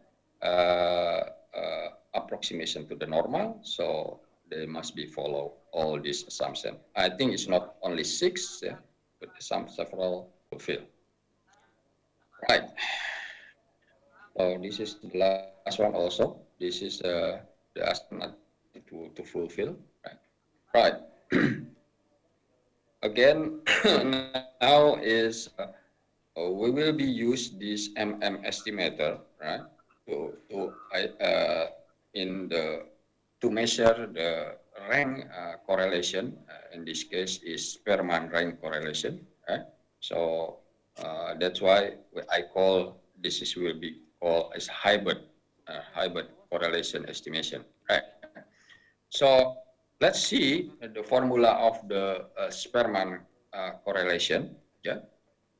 So we just focus to the correlation, a person correlation, but we will change the data with the rank, yeah, the rank conservation, right? So here the R bar is represent the mean of the rank, right? You can see for X and Y here, right? So just changing this one, and then we introduce the estimator to this rank Spearman correlation, right? So we introduce the weight function here, right? Where is one if U is less than or equal to the C, or the C, this is constant, right? And C divided by this absolute of the error, where the absolute of error here is must be greater than the constant, right?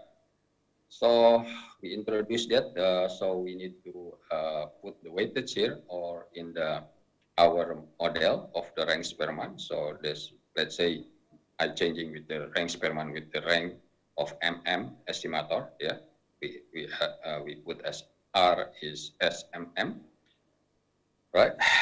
And then of course you need to determine the stability of the achievement here. There is a 3-step, yeah, actually, to do this one. The stability assessment is mean you need to find the robust of the estimator, right? Is robust or not? So you need to check the bias, you need to check the standard error, and you need to check also the MSE, yeah, or mean square error, right? To see whether this estimation is good or not. So let's say this one is to measure the goodness of fit of the model. Right. Okay, let's move. So this is the MSE. Yeah? Okay. So now we would like to try to apply this model to the data. Here in this case, we would like to we degenerate the data, yeah, using the Monte Carlo simulation with the N is 100. And we will be using this equation to generate the data, Mokhtar, in 1990. So we found that here, according to the simulation, when the zero contaminated data, it means there is no outlier in this case. So if you can take a look here, the correlation is Spearman is 0.984. But when we are using the hybrid correlation with the estimator, you will have the correlation much more better, right? Of course, the same thing for when the contaminated data is 10%, or I mean there is a outlier about 10% of the data. Yeah, the correlation of hybrid estimator using here is much more better, right? Until 40%. If you take a look until 40%, the correlation value is still high. However, when reach 50%, the correlation come back going low and close to the rank Spearman correlation with the original formula. So it means in this case, estimator is only good until 40% of the what we call outlier in the data. If more than 40%, so this model is not good enough. So this is this model actually need to improve, right? To find a better model. So that's why if more than 50% maybe is much more better. So that's why in the research there always have room to improve for the model, right? There is no perfect model in the world. Always have a room to improve, right? Right. Especially and same thing like in this model what we have. Okay.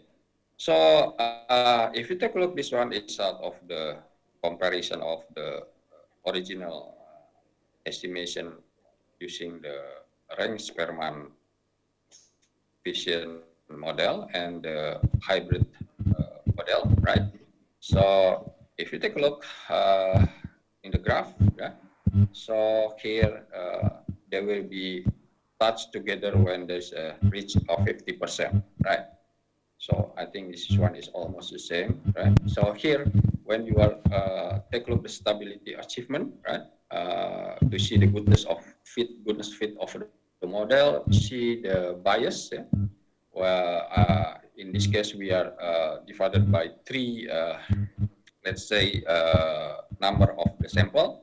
So we can start with the 30 because it's 30 is we can consider as a large sample, right? It's a large sample, and then 50, and then 100. If you take a look here, right, the bias, if using the correlation Spearman, is higher than when we are using the hybrid with the estimator. Yeah. Same thing for 0%, 10%, 20%, 30%, until 40%. However, in 50%, so estimator is not good model anymore because this the bias is higher than compared with the strength Spearman, right? Okay, that one is we take a look at the bias, and then let's move to the next. Oh, but with the mean MSE, mean square error. This is if you looking from the graph, right? Okay. So for the vision here is not good, right? Usually it's above, is the line for 50%. If you take a look, yeah, ranks per month less than mean square. Sorry, matter. Right. All right. So this is for the standard error. Yeah. Before we go to the square error, so for the standard error, you can see also the same thing. For the standard error until 40%. So here the to measure the correlation using estimator is less than the standard error is less than the if using the original range per month, right? Until 40%. Same thing here in the 50%. Our the estimator is not good model anymore, right? Because this is the SA is higher than the RS or the range per month, right? Right. So same thing. Here is just the graph. I think I can move this one. So for same thing for the mean square error, right? So in 50%, our estimator is not good model anymore. 50% automated data or 50% of outlier, right? So the estimator is good when we have the data until 40% only. Sorry. Right, here, you take a look, until 40%, all the data with N is 30, 50, and 100 for the RSMM or MMS.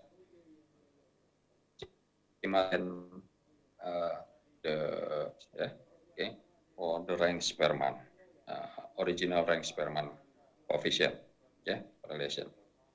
Right. Okay, so I think that's all for me because this about the hybrid correlation using the MM, and here maybe you can play because MM estimator recording the good desert until 50%. So you can modify it again, our MM estimator, right? Maybe you can put the triple M estimator, for example, right? To find this much more better method, right? Okay, that's all I think for me. I would like to return back to the chairperson. Thank you.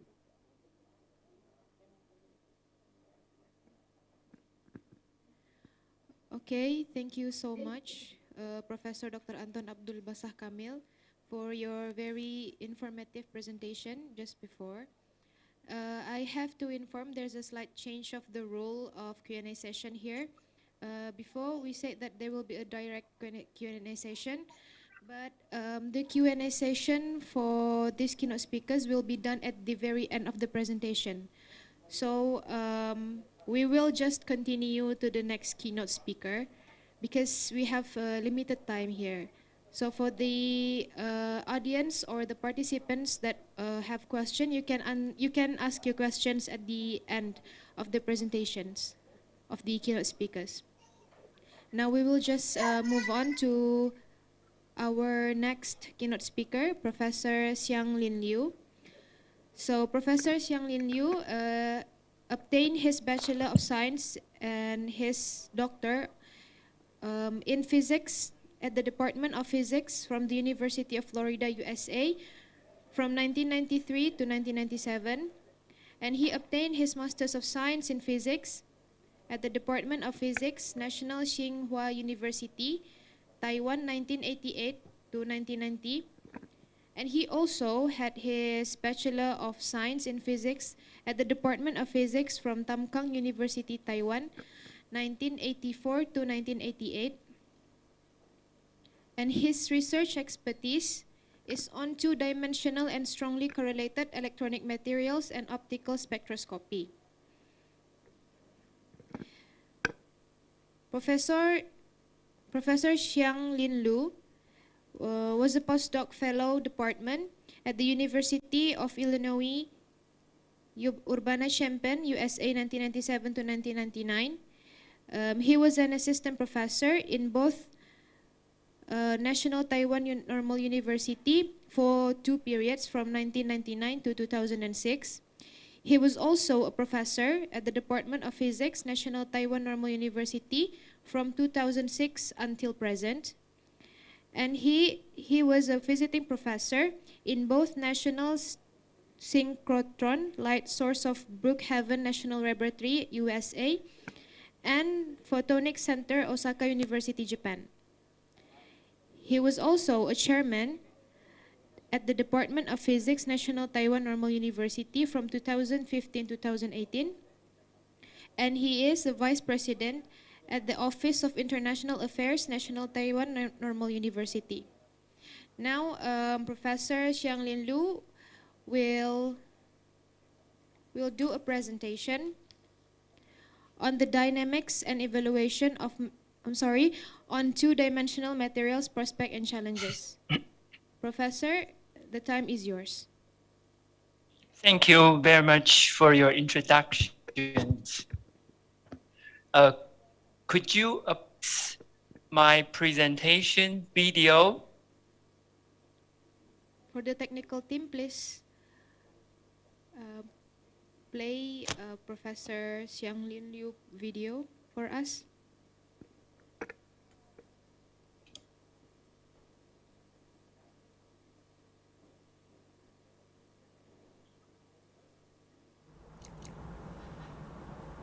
Good morning, everyone. My name is Hsiang-Lin Liu. I'm from Department of Physics, National Taiwan Normal University. It is my great pleasure to be here with you today, although virtually, to share with you some of the work we have been doing, also some idea we have for the materials in two dimensions region. For the past 20 years, look at the periodical table every day. My research life has a strong bonding with the elements in the periodic table. In the early days, I had been studying the optical properties of carbon-based materials, including graphite, diamond, and carbonyl tube. I'm very interested in the element carbon. Carbon has 4 valence electrons. It can covalently combine with other elements in many ways. Therefore, carbon plays a central role in the material physics and chemistry. For example, the sp2 hybridization is the combination of one s orbital with px and py orbital. They contribute together to a planar assemblies with an angle of 120 degrees between hybrid orbitals, forming a sigma bond. The additional pz orbital is perpendicular to the sp2 hybrid orbital and form a pi bond. A typical example of a sp2 hybridized crystal structure is graphite. Graphite has parallel carbon layers. Within a layers, there are strong covalent bonds. Between the layers, the pi orbital gives rise to weak van der Waals forces. As a result, graphite is soft material. We use it as a pencil. Graphite is also a very good electrical conductor. By contrast, diamond is an insulator with a large band gap of approximately 5.0 electron volt.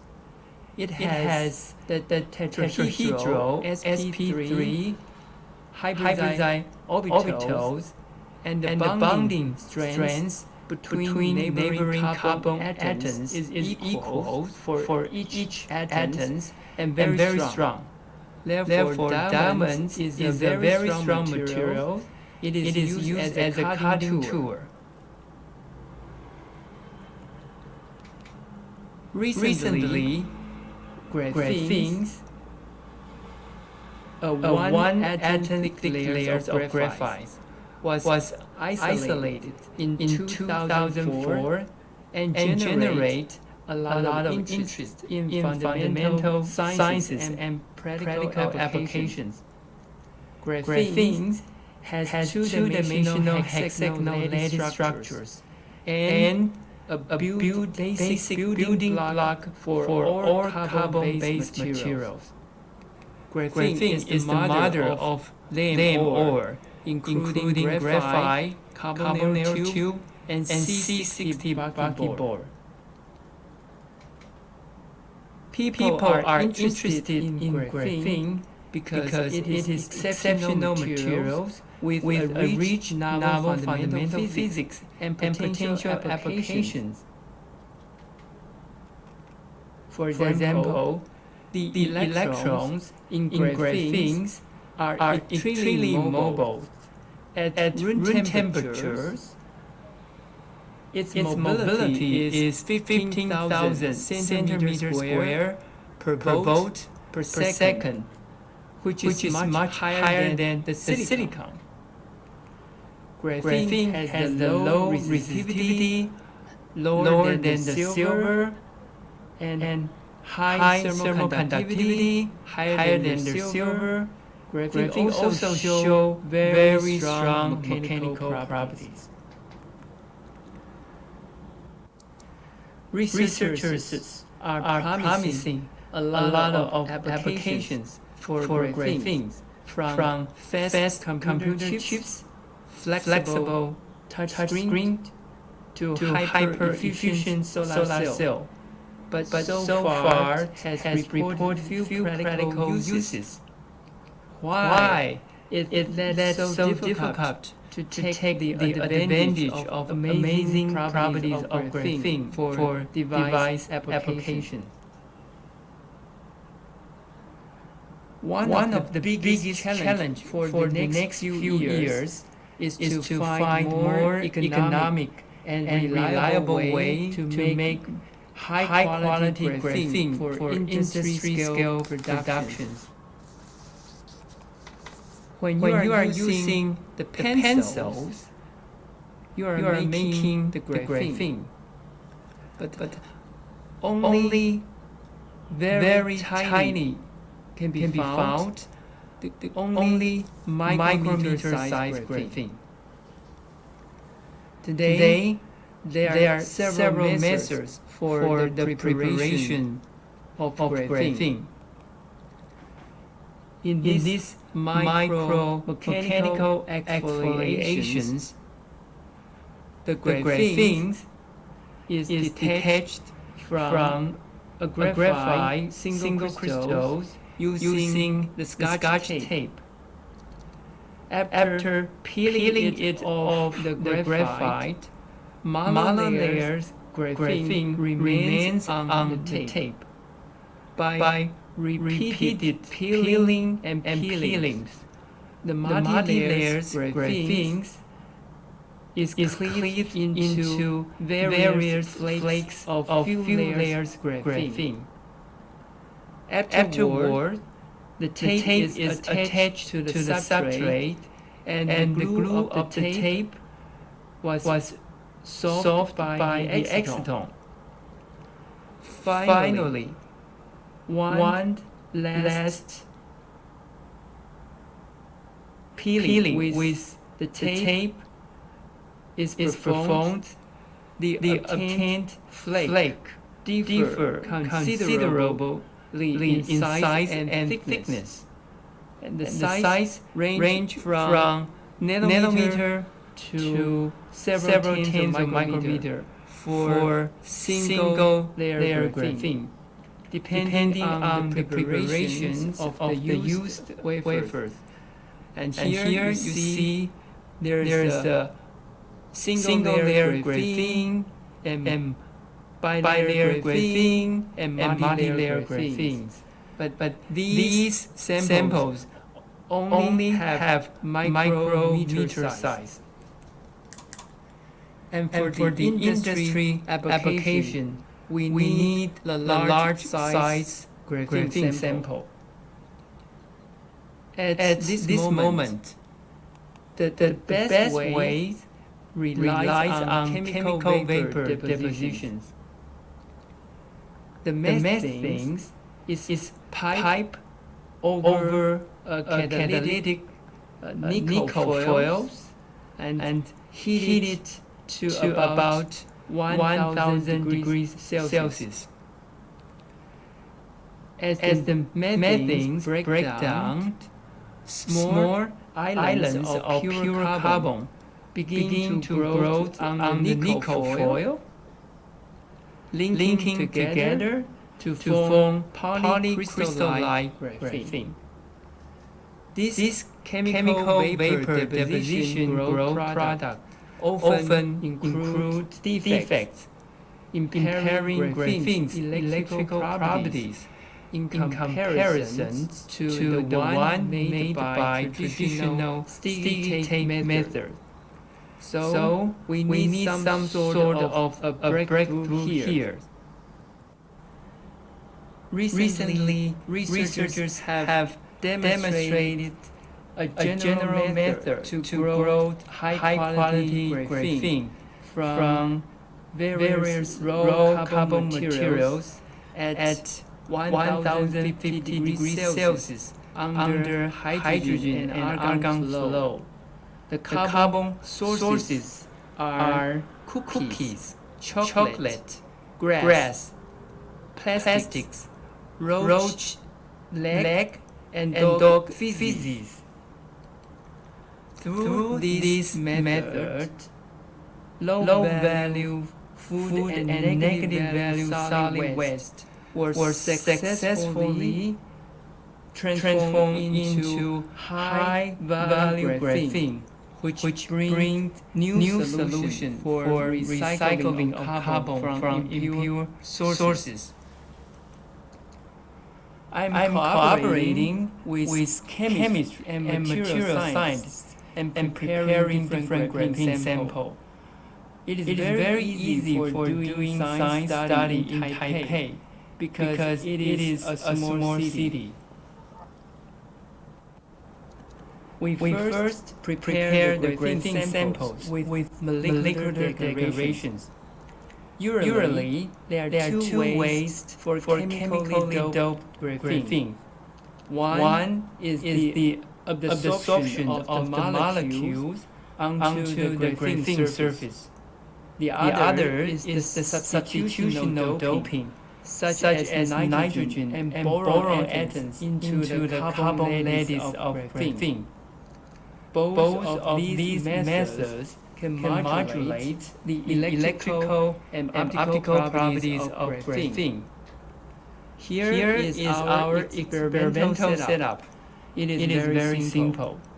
We first put the chemical vapor deposition group monolayer or bilayer graphenes in the left-handed side vessel. The organic molecules of trienzymes were in another vessel. Trienzyme is an electron-rich molecule due to the incorporation of nitrogen atoms in the ring, and some negative charges are expected to transfer onto the top layers of graphene. These two vessels were initially isolated by above and separately pumped to vacuum for 30 minutes to remove the air in the vessel. The whole setup was then sealed and placed in an oven at 150 degrees Celsius. After switch on the isolation valve, the trienzyme molecule were then allowed to diffuse on the graphene surface. The preparation time was approximately 8 hours. Here are the atomic force microscopy images and the cross-section profiles of height for a bilayer graphene age before and after molecular decorations. The trienzyme molecule form a uniform thin films on graphene surface, and it at least 1.25 nanometer thick. The physical properties of these electron-doped graphenes is different from that of undoped graphene. One of my PhD students studied the temperature-dependent optical properties of these samples. Next, we prepare the graphite nanoplanets. Nature graphite with dimensions of approximately 500 micron is the starting materials. This graphite was first intercalated and then filtered, washed with distilled waters, then exfoliated by thermal shock on rapid explode to temperature 800 degrees Celsius in nitrogen gases for 2 minutes. As a result, the graphite is expanding along the z-axis and its volume also increases. Then this exfoliated graphite was dispersed in acetone and spread on the different substrate and made up microscopic films. The atomic force microscopy image show individual nanoplanets has thickness distributions around 1.7 nanometer. So each nanoplanet has four layers of graphene. Four layers of graphene. By tuning different heating temperature, for example, go up to 1000 degrees Celsius, we can get three layers of graphite nanoplanet, and up to 1200 degrees Celsius, we can get two layers of graphite nanoplanet. And one of my students studied the thickness-dependent optical properties of these samples.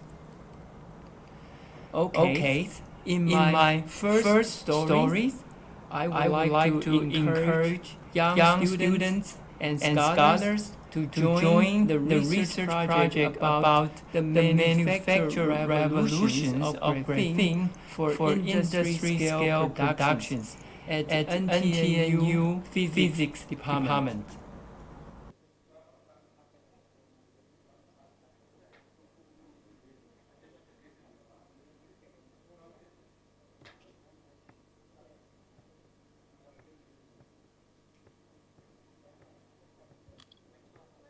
Could you play the second video? Let's move to other two-dimensional materials. In addition to graphenes, we are also interested in other two-dimensional materials, such as black phosphorus and transition metal ditrogenide, including moly disulfide, moly diselenide, tungsten disulfide, tungsten diselenide, and so on. As I mentioned in the first story, the electrons in monolayer graphenes are extremely mobile. It could allow graphene transistors to process data at very high rate. However, monolayer graphenes does not have a band gap, zero band gap, making it very hard to turn the current off once it starts flowing. This is a big problem for the logic operations. By contrast, monolayered boron nitride is an insulator with a large band gap energy of approximately 6.0 electron volt. In addition, depending on the selection of elements, transition metal ditrogenide show a variety of electronic and optical properties. And very recently, black phosphorus has attracted considerable attention because it is combining high carrier mobility with a fundamental band gap. Recently, researchers are trying to tune the electrical and optical properties of two-dimensional materials by combining graphene with other monolayers material such as moly disulfide, tungsten diselenide. Research on these van der Waals heterostructure is intense and is likely to remain one of the hot topics in condensed matter physics and material science. 2 years ago, I attended the International Symposium on Current Progress in Functional Materials, which was taken place in Bali Island. When I visit the Kitamali volcanoes, I was amazed by the shape of the volcanoes. This nature beauty looks like our optical data of two-dimensional materials molded diserenite on gold nanodisc. It was astonishing to me about how well the volcano macroscopic object matches with the optical spectrum's microscopic pictures. Therefore, I decided to fabricate the smaller layers material and two layers material, three-layer materials, and up to multi-layers van der Waals heterostructures. It will look like famous Indonesia layer cake. I love to have kue lapis. I like have kue lapis. I would like to invite young students and scholars to join this research project at NTNU Physics Department in the future. Recently, we prepared another interesting two-dimension materials, hybrid monolayers diserenite on gold nanostructures. We first fabricate gold nanodisc array using the shape nanosphere lithography process. The scanning electron microscopy image shows that the average diameter of the gold disc is approximately 140 nanometer, and the disc separation is approximately 45 nanometers. Secondly, we transfer the chemical vapor deposition growth monolayers molded diserenite on top are assigned to the excitone excitation analysis on the silicon dioxide substrate.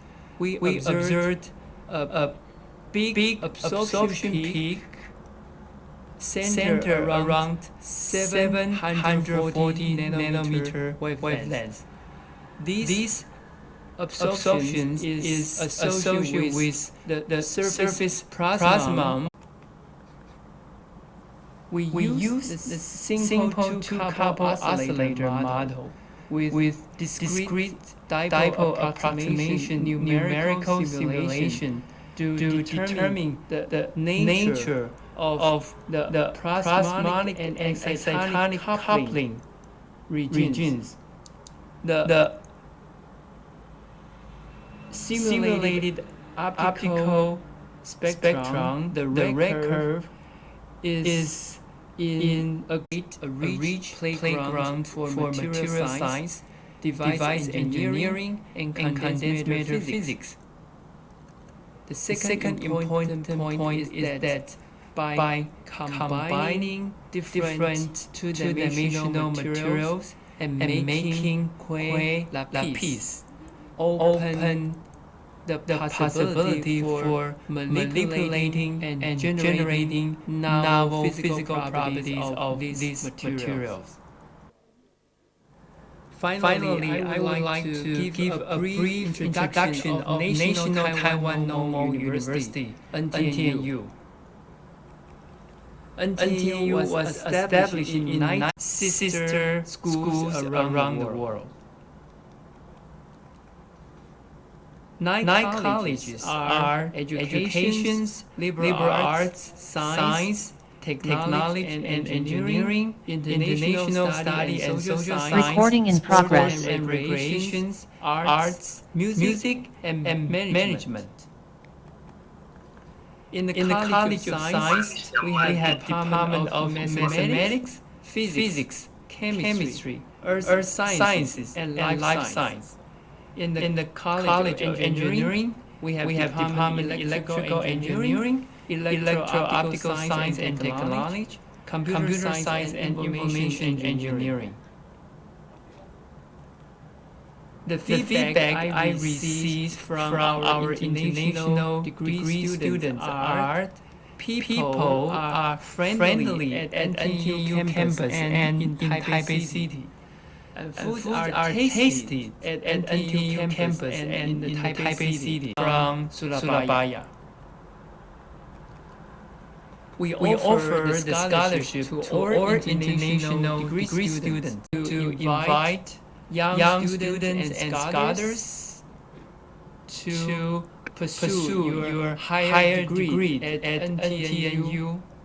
If you have any questions, please send me an email by hliu@ntnu.edu.tw. Thank you very much for your attention.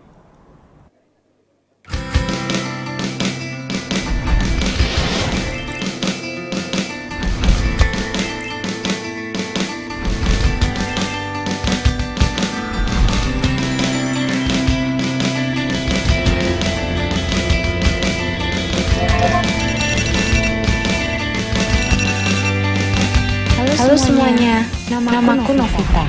Aku sekarang sedang mengambil kuliah master di jurusan manajemen di National Taiwan Normal University.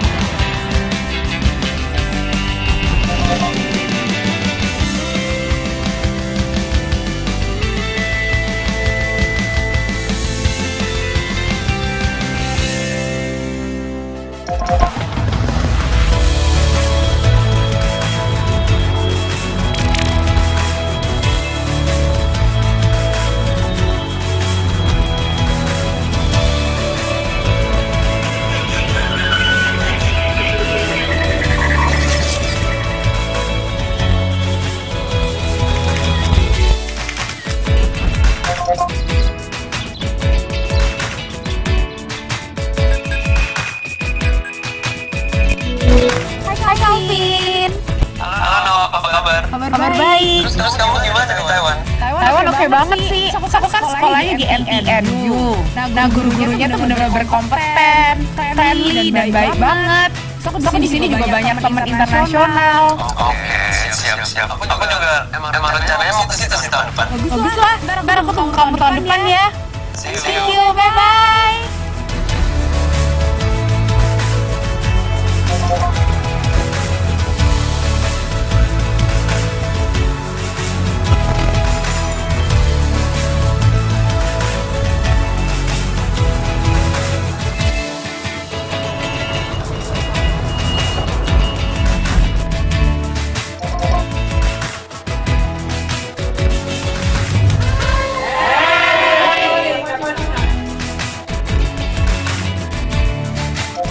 Saya sangat menikmati bersekolah di National Taiwan Normal University.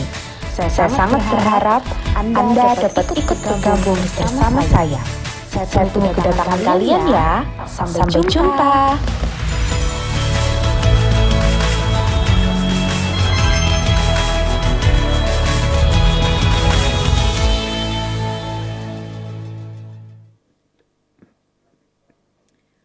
All right, wow.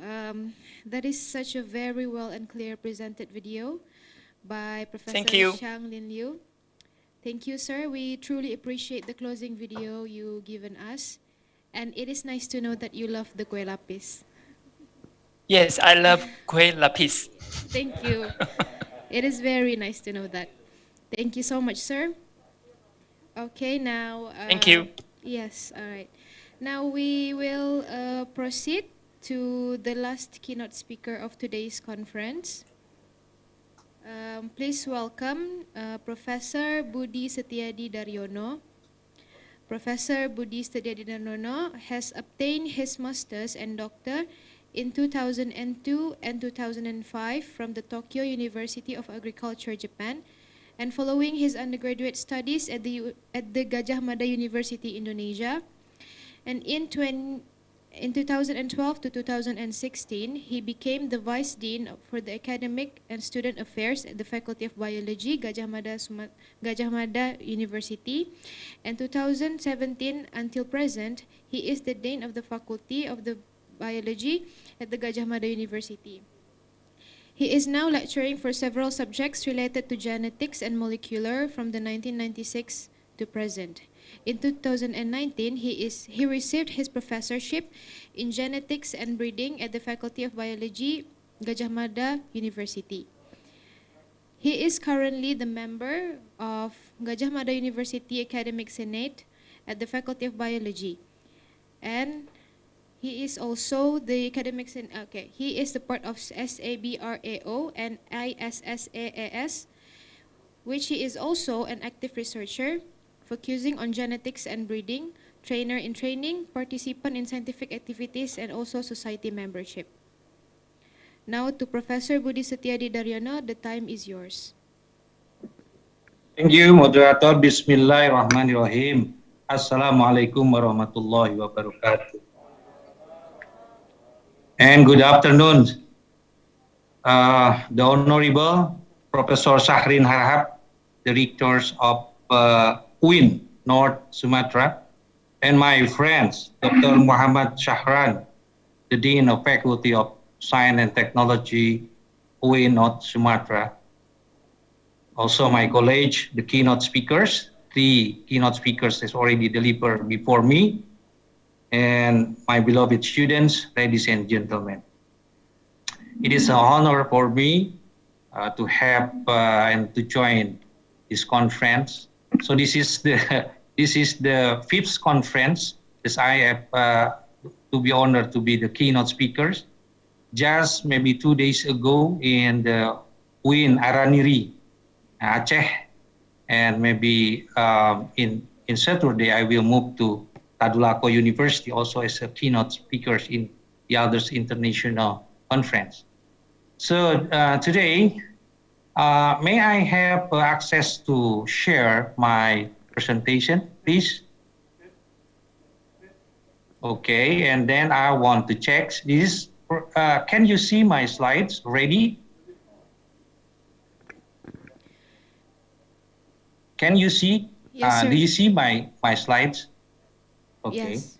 So today, in this afternoon, I'm going to deliver and share with you my one of the part of my research study. The title is The Dynamics and Evolution of Melon Infecting Virus in Indonesia, influenced by the climate change. I'm the Dean of Faculty of Biology in the best university in Indonesia is Gajah Mada University.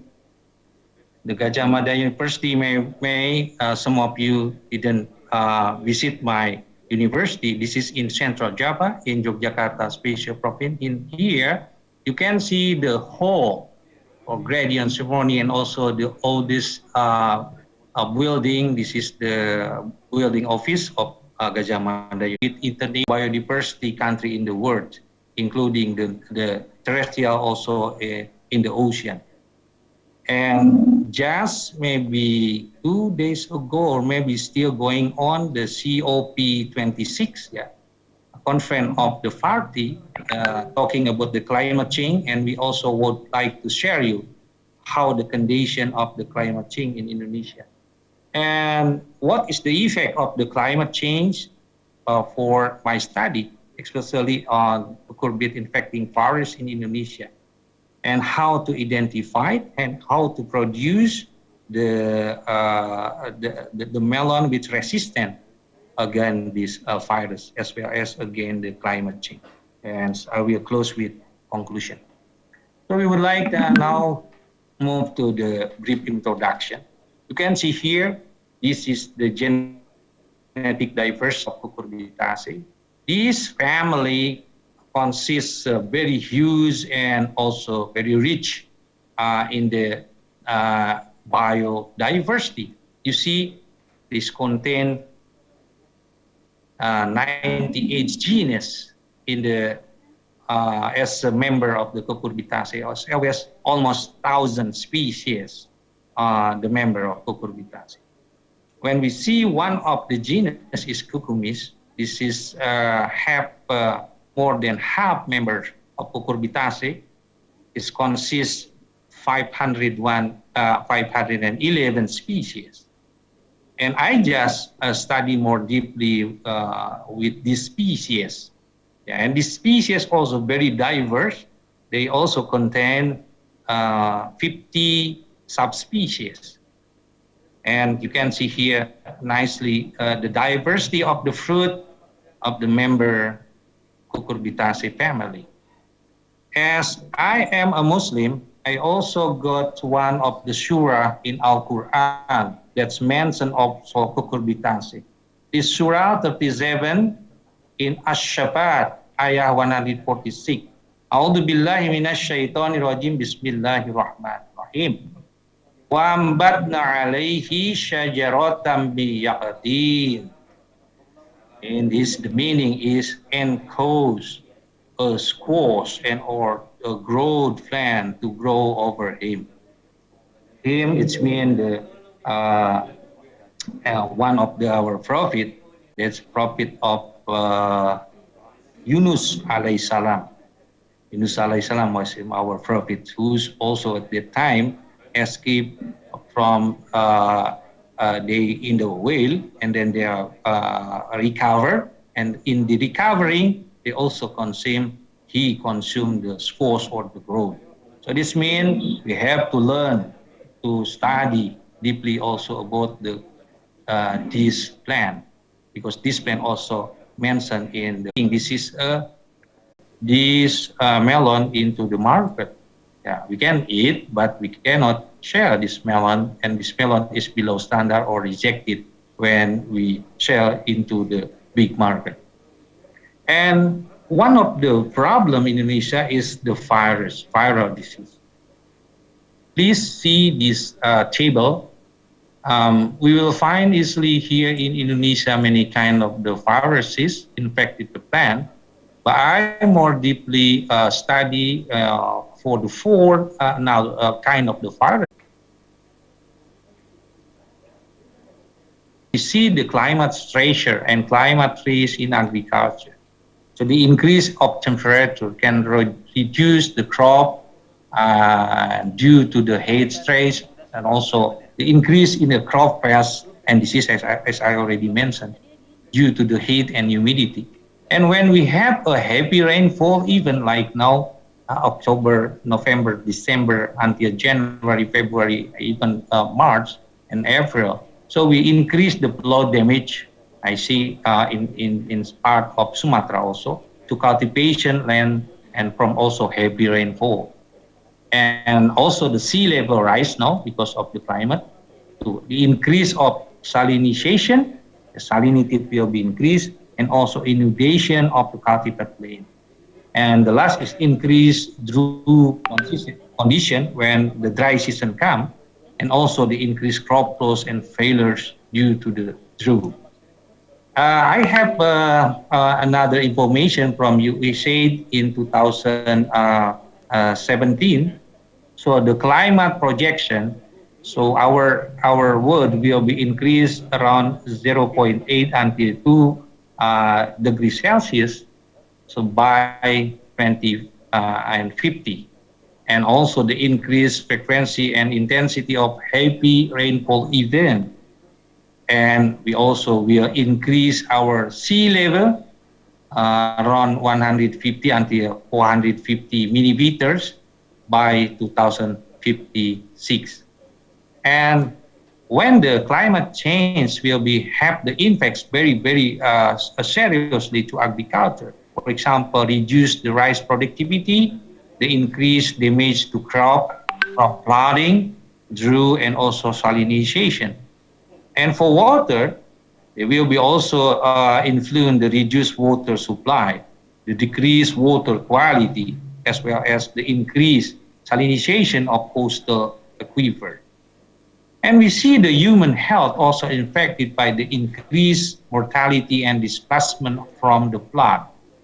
And also sometimes of landslide, the increased incidence of factors and the waterborne of disease. Coastal and fishery also affected, like a reef, the coral reef and mangrove, destroy or damage. Also the increased erosion of coastline. Temperature has increased by about 0.3 degree. So I would like to bring you to my research now. So you see, this is the dry rainy season. So even in the dry season compared to 2015.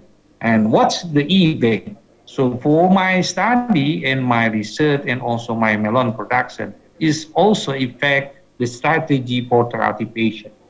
Before 2015, until 2015, we can easily cultivate our melon production in the open field, easily.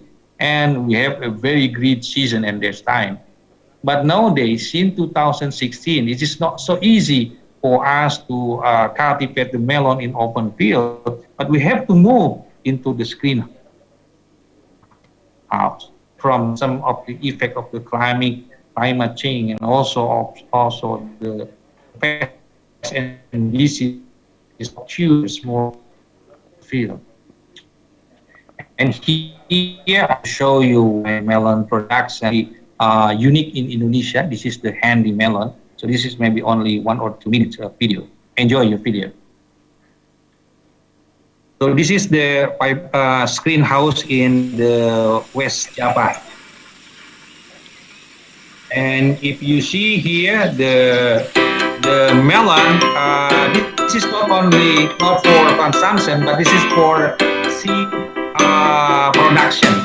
And here is the melon in our laboratory for study, the ripening, and also the long period for storage. And this is the handy. It looks like handphone. And you can move and consume easily. My melon just made.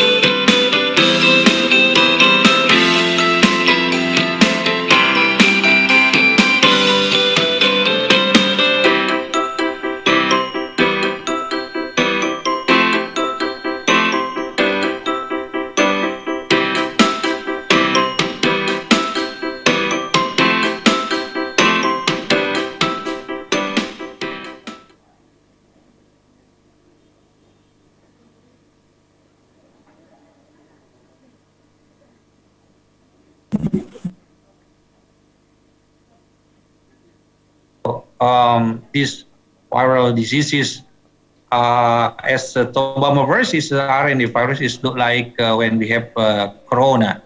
Yeah, but corona is infected the animal and human, but Tobamovirus infected the plant. As you can see here, this is the symptom of Tobamovirus, and this is the ultrastructure using electron microscope. And as I already showed you, this is the infected fruit by the Tobamovirus. This virus has 37 species member, and this genus the name is taken from the first virus discovered, that is tobacco mosaic virus. if we see the OSTRA structure, this rod shape and the length is diameter is around 18 to 20 nanometers, and the length is around 300 nanometers. And there is a very short genome. So I already discovered this genome for the first time. It's around 6.3 until 6.4 kilobase per in the length. So we move to another slide. So you see this is the symptom development of the photobamovirus.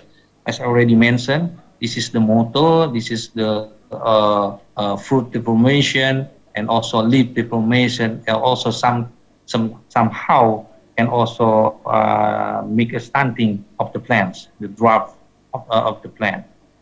And here is the member of cucurbit infecting tomatomypers around the world. So the first member, this is already discovered or founded in UK for the first time. But you can see here nowadays they are spread over the world, including Indonesia.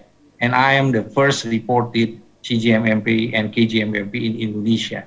And nowadays they have 6 members of the cucurbit infecting tobamovirus, including CG and KGMMP. This is already here in Indonesia, and CFFMP only in Israel, and ZGMMP from the South Korea now already spread to China and also to Saudi Arabia. And while the cucumber mottle virus only in Kyushu and Japan, and the watermelon green mottle mosaic virus is already occurred in Taiwan. It's already reported 3 years ago in 2018. If we compare the distribution of these cucumber infecting tobamovirus, I have the data from 2009, and we compared in 2 years ago. In 2019, you can see here that during 10 years, they spread very fast. In 2009, there is no report on this virus in America, both for North America, Central America, and as well as in the South America. But nowadays, you can see this virus already reported in Canada and also in United States. They also already spread to Australia.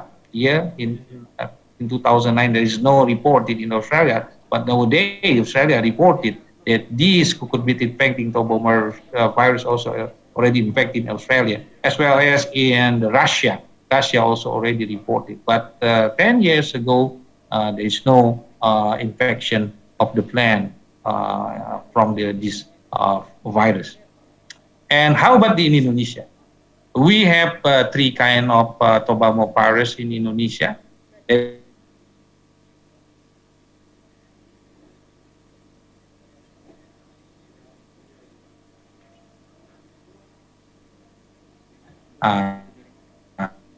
Six and reported in international journal, and my master student also reported TMP in 2018 already infected cucurbit in Indonesia.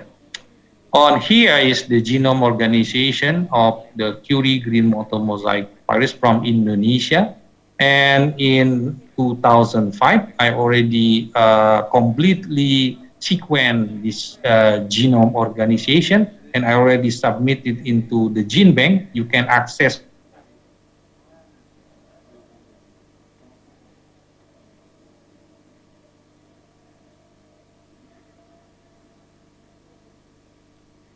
ago, and here is the phylogeneticity of this virus.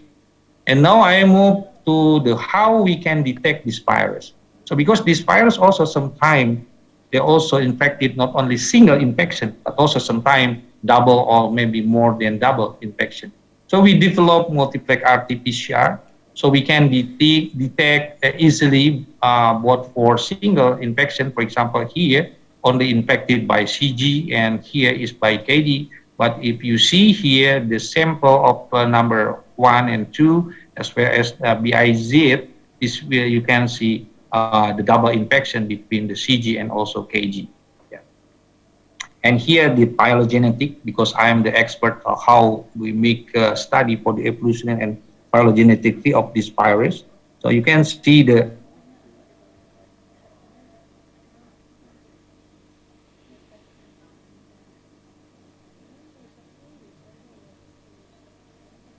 Solanaceae. I'm sorry, I moved written back to Solanaceae, Brassicaceae, and Leguminaceae. But 2 years ago, I found many of the family now infected already by this virus, including Solanaceae, Orchidaceae, Lamiales, Cucurbitaceae, Malvaceae, Cactaceae, and also Passifloraceae. So we are now moving from talking about the RNA virus to the DNA virus. This virus also now is become the most important and dangerous virus for the plant, usually for the crop and also for the horticulture plants. If you see here, if you see it's like golden, but this is a begomovirus. This is infected the eggplants, and here infected the cucumberite.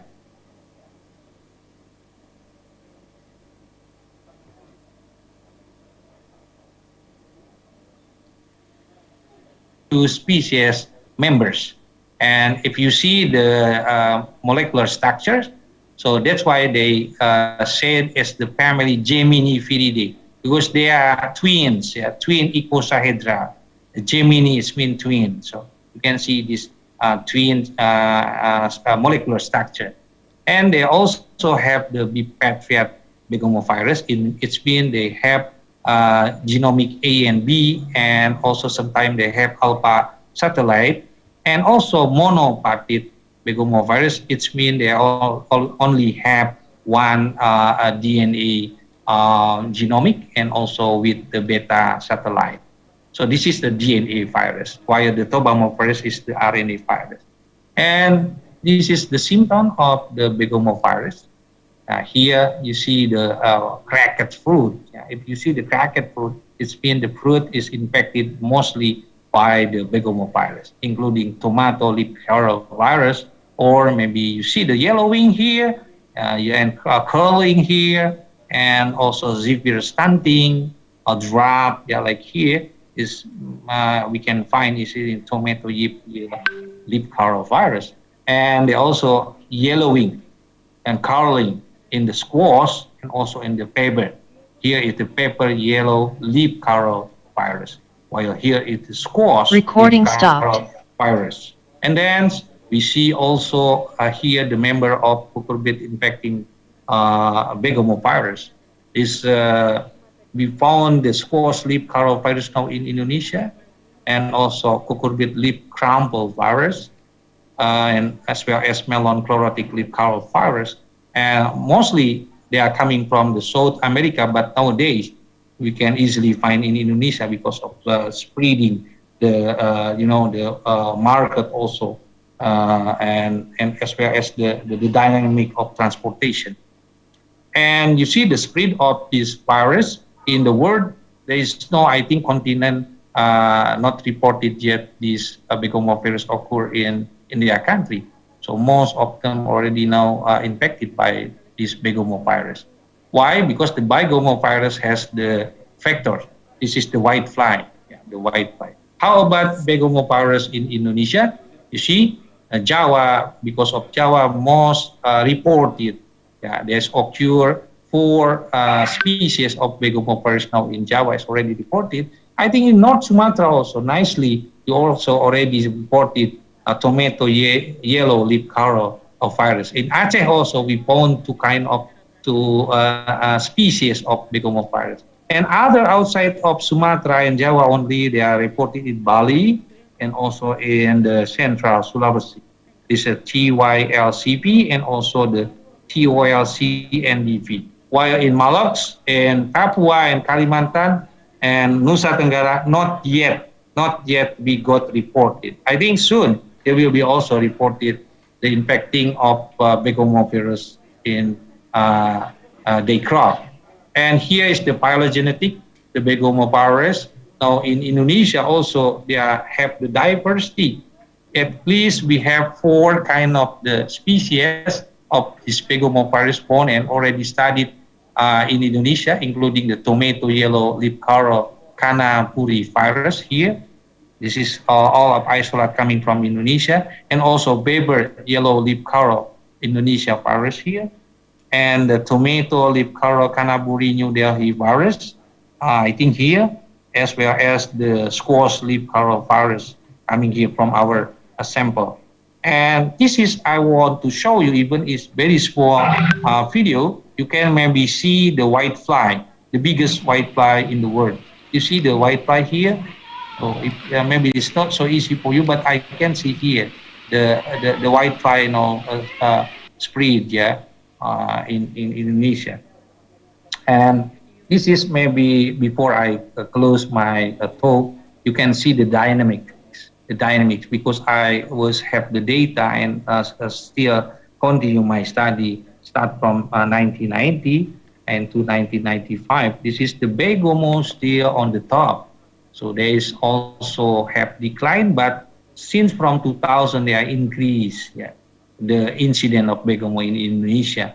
And also you see the virus is also, before virus is the important one, but nowadays is not so important compared to Begomo virus.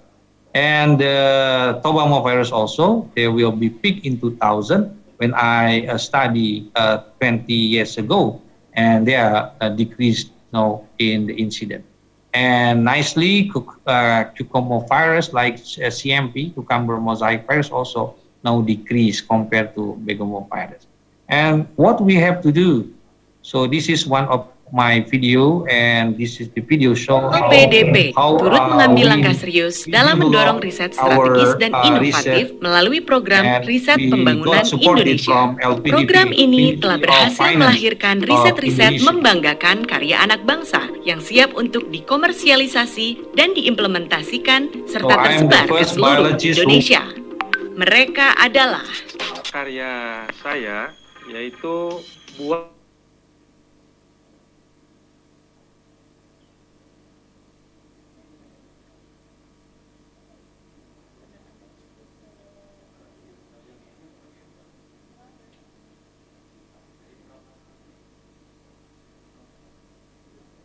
menjadi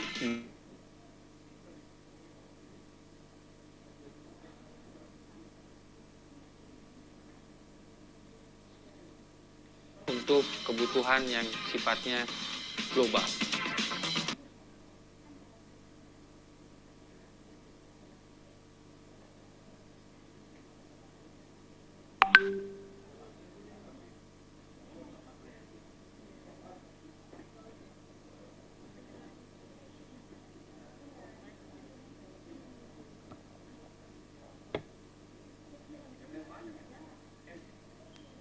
This shampoo and also skin will be also rice, and also you get in Indonesia, in Indonesian market. I hope also to Sumatera also. And I will move now. This is the bio prospecting of this melon, the unique melon. And now we are working together with PT Gizi Indonesia, and now we already produced the shampoo. And also now we are preparing produce the skincare. Yeah, the mark and the logo we call Lakshmi. Yeah, Lakshmi is the god for the for the beauty.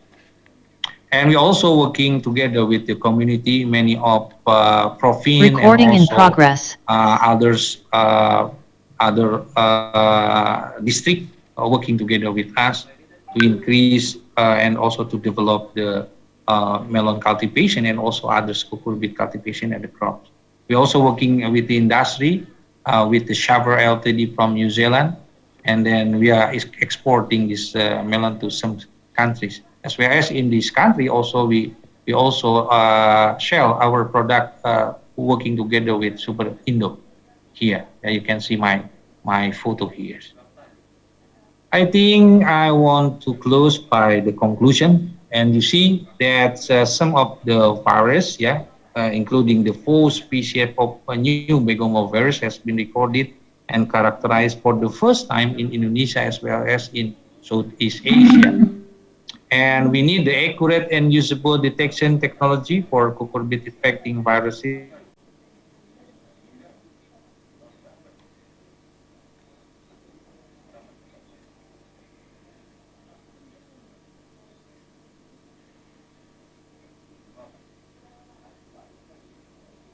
we also found some of the resistant melon, the good genetic resource, and we also have some molecular marker and resistant gene analog as we are developed and we to detect and also to enhance our breeding program. So these resistant melon and their molecular marker, LSS resistant gene analog, have been used for producing melon, and its increased melon diversity in Indonesia. I already produced 17 variety, new variety in Indonesia. And lastly, climate change in Indonesia reduced crop production and increase in crop pests and diseases such as pegomovirus and tobamovirus. So the awareness and prevention technology such as a greenhouse, yeah, this is very easy and also not so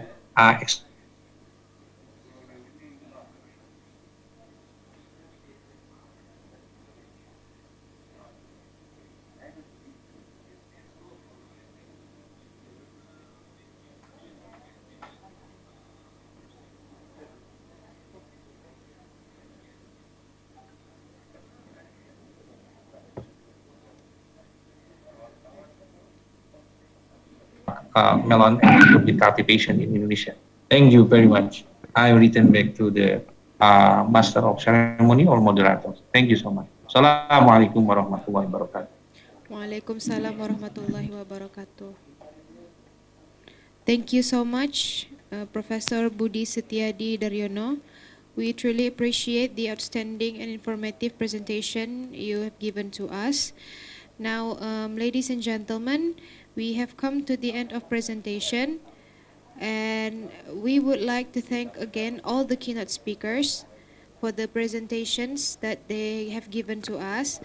Now we will begin the Q&A session for the previous presentation, starting from the second keynote speaker. So to the audience, if you have any question, please raise your hand and state the name of the keynote speaker you want to ask the question to, and then don't forget to mention your name and ask your question, please.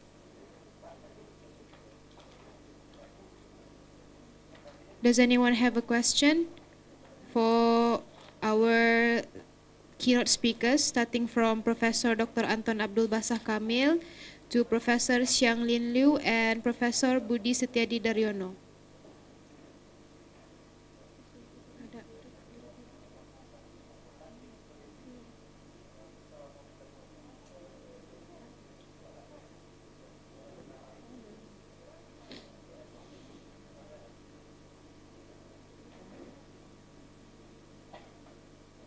If you have a question, please raise your hand.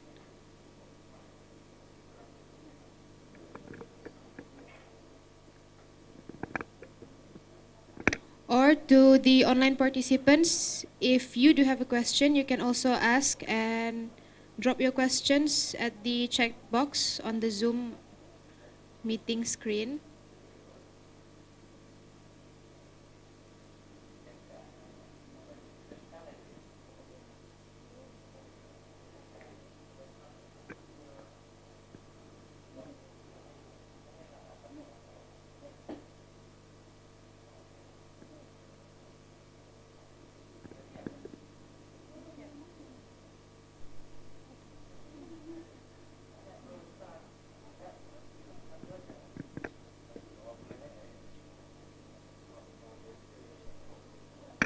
Okay, we have one audience that wants to ask a question, please.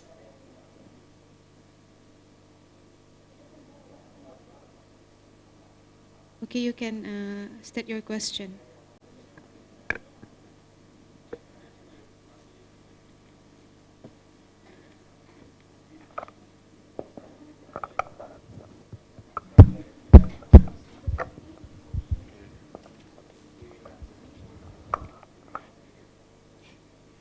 Okay, thank you, Miss. I want to ask to Prof. Dr. Anton Abdulbasah Kamil. My name is Yurit Audina. I'm from Department of Mathematics, Faculty Science and Technology, State Islamic University of North Sumatra. This question What are the advantages of rank experiment compared to other validity tests and mean squared error? My research is also looking the mean squared error value, but I use Bayesian conditional autoregressive models, the jackknife method. I recording to you which one is more effective models. Thank you, sir. Okay, thank you for the question. Professor Anton, you can answer the question right away. Oh, okay, thank you for the. I don't know. Can you hear me? Because the line here is not so clear. Sometimes I can hear, sometimes I cannot hear. Sir, we can clearly hear you. Okay, thank you. Okay, thank you for the question. So actually, the advantage is for the rank experiment. Of course, if you like face with the data with not have the normal not have the assumption of the normality, right? If the data is not follow the normal or especially in the residual, so you can use this non-parametric rank experiment, right? And then to estimate the rank experiment, of course there's so many methods, including you said that you also have a different method, right? So there's so many methods you can try, and it's good. And then I think it's the best thing is just try to compare with the other method, right? And then measure the mean square of error, which one is the lowest one. So this is the good. Is you can say is the goodness of fit of the model. Is better model. So you can compare with me or with Hubert, with Yonsai, yeah, with other method like this one. So hopefully your method is much more better than us, right? So this you can publish in a good journal, inshallah. Yeah. Right. Yes. Okay, sir. Thank you. Okay. I hope I can answer your question because it's not clear. Yeah, is on off. So okay. Thank you. Thank you, sir.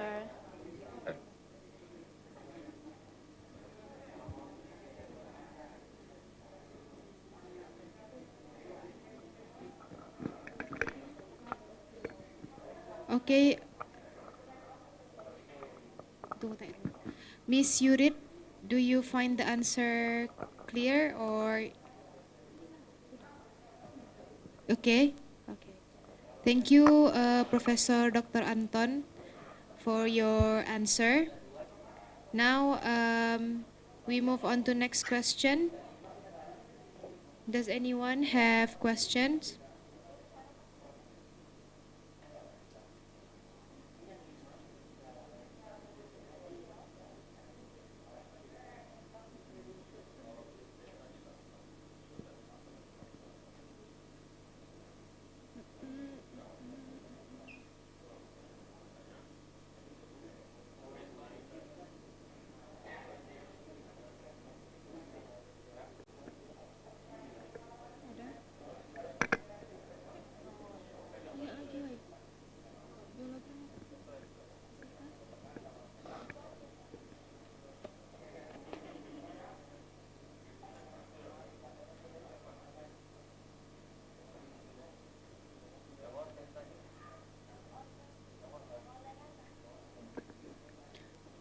For the online participants, you can also ask your question. Please, this is a very good opportunity to ask these amazing professors.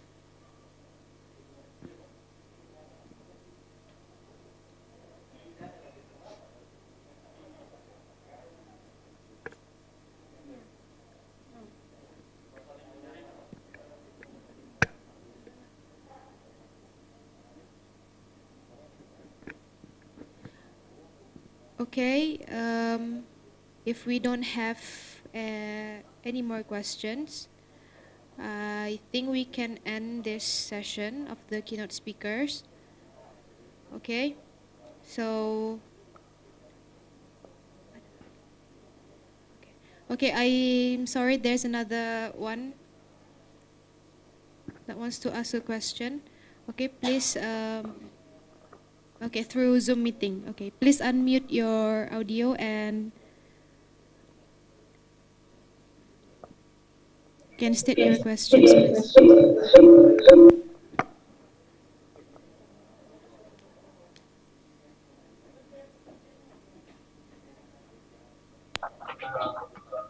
Okay, thank you. Assalamualaikum warahmatullahi wabarakatuh. My question for Professor Budi, but at the first, I introduce myself. My name is Zaratul Idami. Um, for Professor Budi, there is a lot of information about tobamovirus and begomovirus in cucurbicae or other fruit. But how to solve the tobamovirus and begomovirus? Because when we know that all over of Indonesia there are tobamovirus and begomovirus in many fruit, but how to solve that problem? Thank you, sir. Assalamualaikum warahmatullahi wabarakatuh. Thank you for the question. To Professor Budi, okay, please answer the question. Okay, thank you, moderators. And thank you also for your question. It's a very nice question. So if we are facing the disease, the plant disease, and also the insects, there are many strategies. And the first stage, we have to make sure that the seed and also the part of the plant is healthy. So for example, we have to increase our quality in plant quarantines. Yeah, in every area in Indonesia, and also seed health certificate by the government and also the board. Yeah, and the first is from the seed, and the second also, we also have to pay attention for the weed, or in bahasa we call gulma, because weed also is the second house for the plant disease before they are attacked the cultivation, our cultivation. So make sure that farmer also have pay attention to clean up the weeds.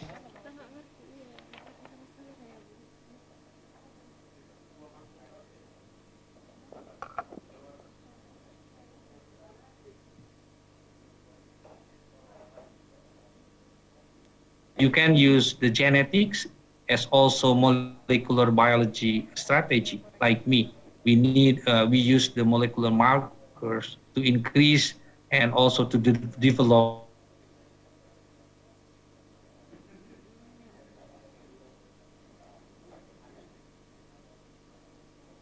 Maybe someday I will explain how.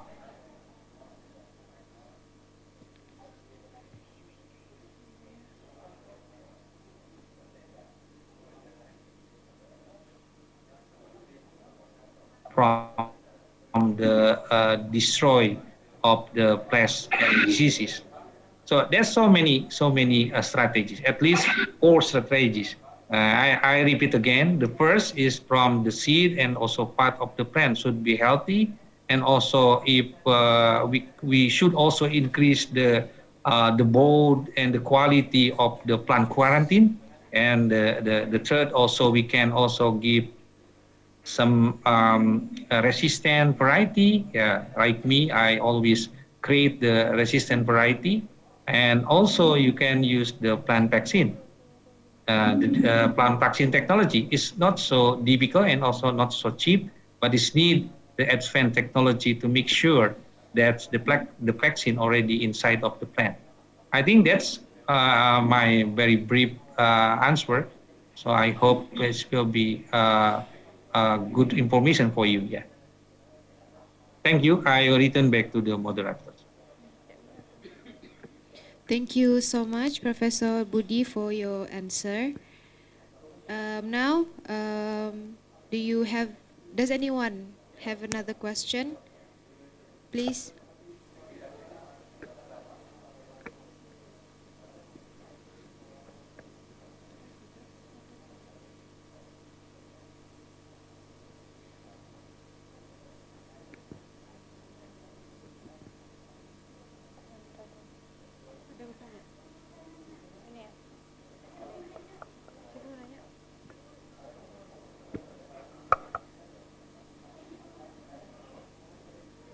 To the online participant, please raise hand if you have any question.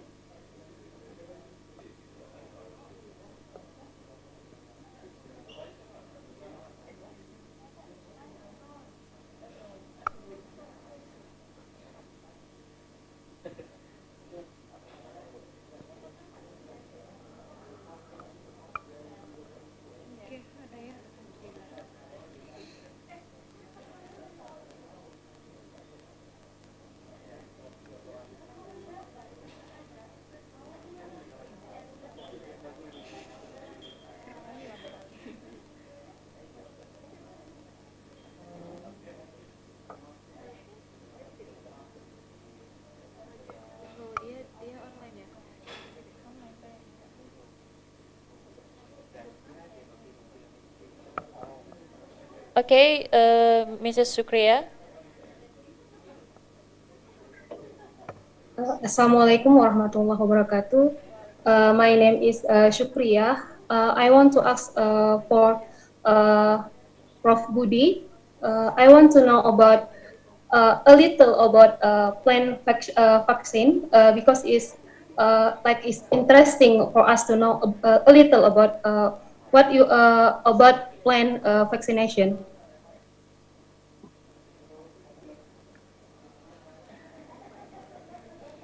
Okay, thank you, Ms. Shukriya, for your question. So, Professor Budi, please answer the question. Yeah, it needs 1 hour later, to explain all of the plant vaccine.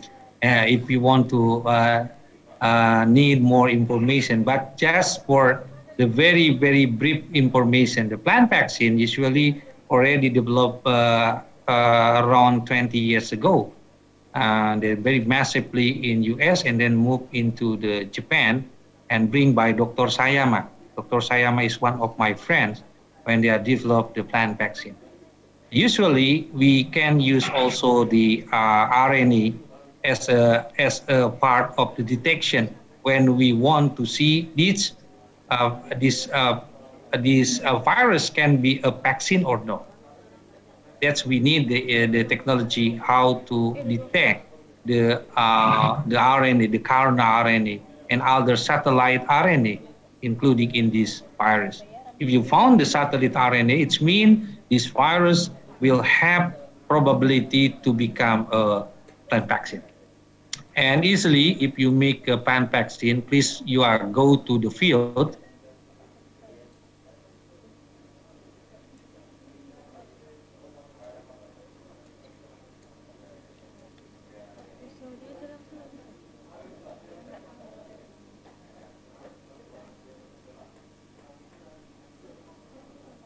Filtering this juice, and the supernatant you can use for the injection of the plant vaccine, like us.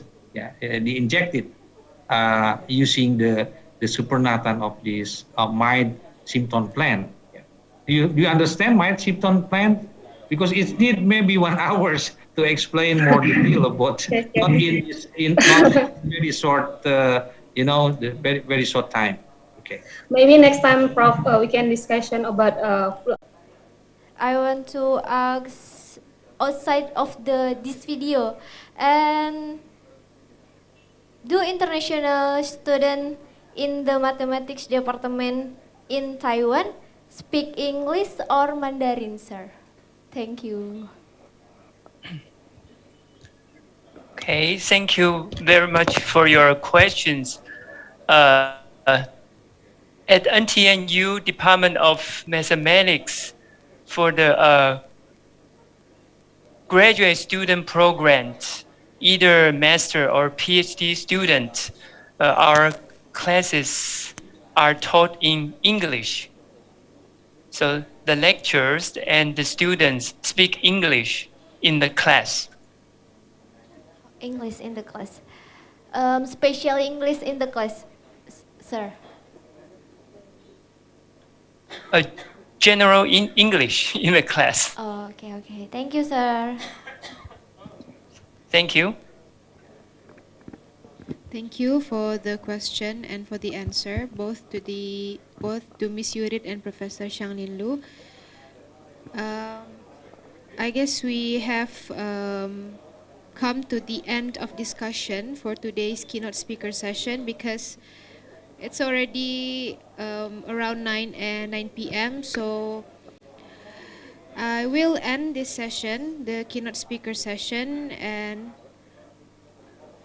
I would like to thank all of the keynote speakers and all the audience as well as the participants for your attention. Now to the next session, we will switch to our Master of Ceremony. Thank you. Assalamu'alaikum warahmatullahi wabarakatuh.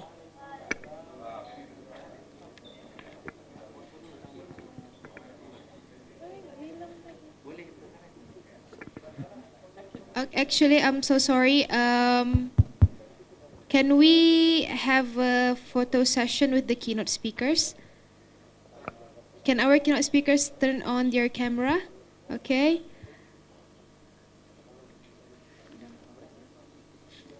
To Professor Dr. Phaklen Ehkan.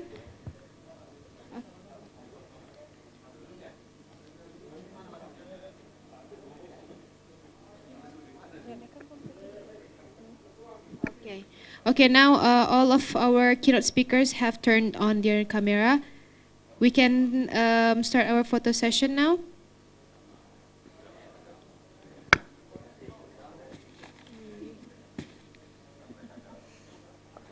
And all the participants can open the camera, please.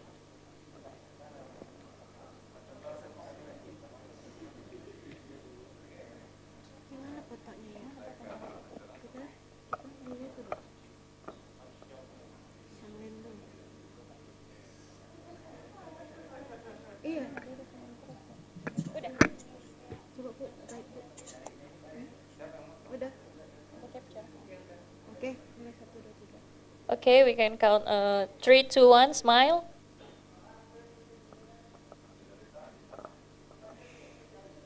To the next slide of participant. 3, 2, 1, smile.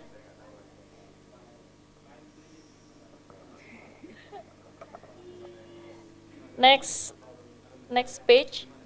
Cheers. Cheers. Oke, udah. Habis. Terima kasih lagi keynote speakers. Okay, we would like to thank again all keynote speakers and all participants. And now we will switch to the MC. Thank you. Assalamualaikum warahmatullahi wabarakatuh. Assalamualaikum warahmatullahi wabarakatuh. I'm sorry also I have to leave because I have another class. Okay, sir. 5:30. Thank you so much. Thank you so much for your information. Assalamualaikum warahmatullahi wabarakatuh. Waalaikumsalam nice to see you again. Wabarakatuh. Thank you everyone. Thank you, sir.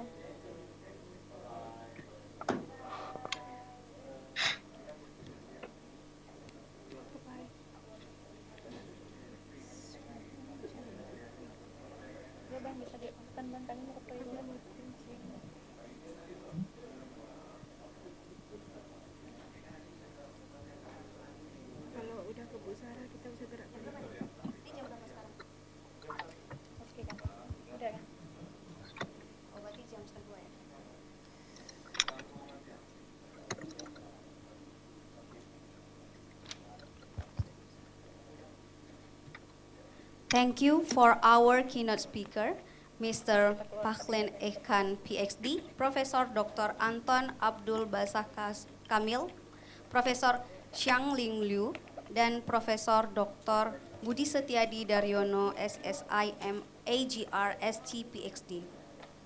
Many knowledge that we got today. Thank you for all participants offline here in Caribbean Hotel and all participants online from Zoom and YouTube for joining and participate in our keynote speaker. Now, time to get a break.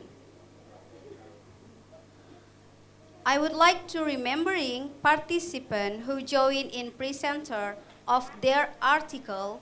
After break, we will join in parallel room of the Zoom. So, this time is 1 o'clock left. When 1:30, we will join again for participants who had presented the article. Thank you for all attention for ladies and gentlemen and all audience in online Zoom and offline. Assalamu'alaikum warahmatullahi wabarakatuh. Waalaikumsalam warahmatullahi wabarakatuh. Oke, yang ada di sini kita foto dulu di depan.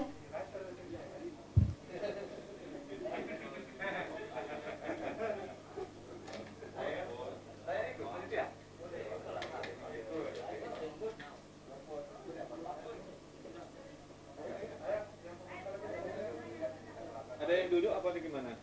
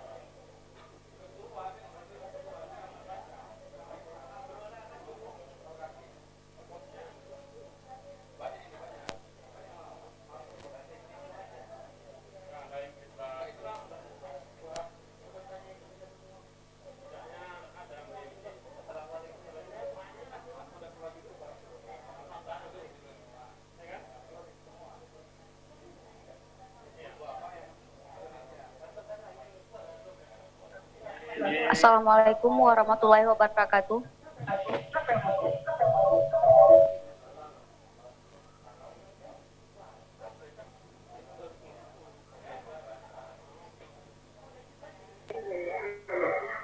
Ini semua yang ada di dalam Zoom adalah presenter.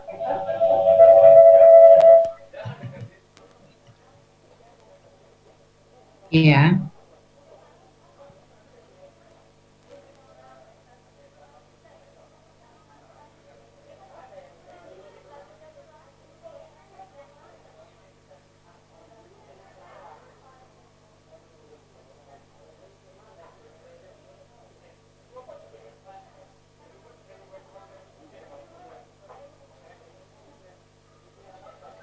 Oke, baik. Bapak atau Ibu, mungkin akan saya bacakan dulu yang online, nanti akan masuk ke paralel Zoom.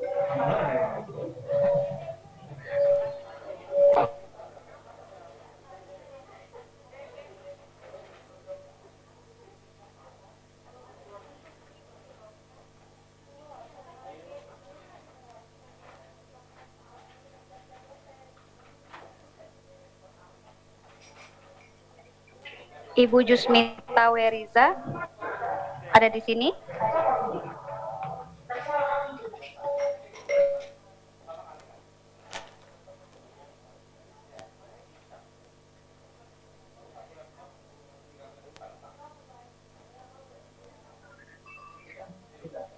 Oke, tim paralel yang pertama nanti akan dipandu oleh moderator kita, Ibu Rizky Amelia Nasution MSI. Yang pertama, Ibu Jusmita Weriza. Dengan title paper, Sistem Informasi Wisata Pulau Mande, Wisland Trip, dan Tour Island Kabupaten Pesisir Selatan.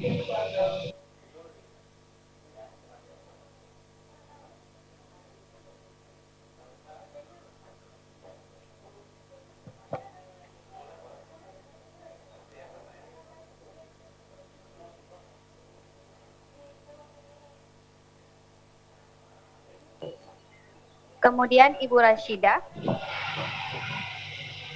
Ibu Rashidah nanti akan masuk dalam paralel offline.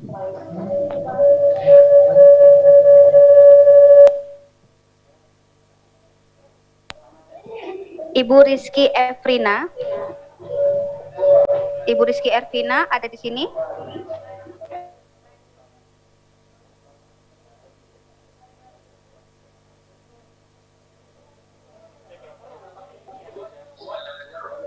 Dengan judul title paper, Analis Tren dan Kerapatan Petir Jenis CG di Wilayah Provinsi Sumatera Utara tahun 2020.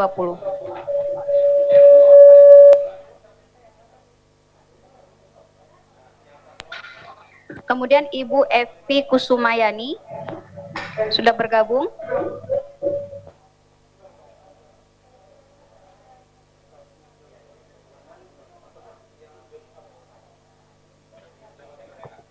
Dengan titel paper, Analis Respon Medan Geomagnet berdasarkan lintang pada saat badai geomagnet.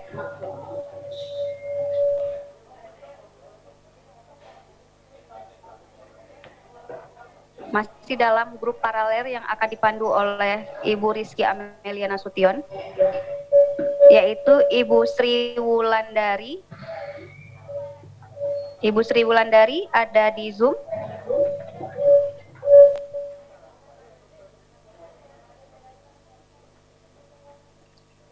Ibu Sri Wulandari dengan titel paper, Relokasi Hipocenter Gempa Bumi di Wilayah Sumatera Utara pada bagian sesar renun A, B, dan C pada tahun 2020 dengan menggunakan metode double difference HIPO-DD.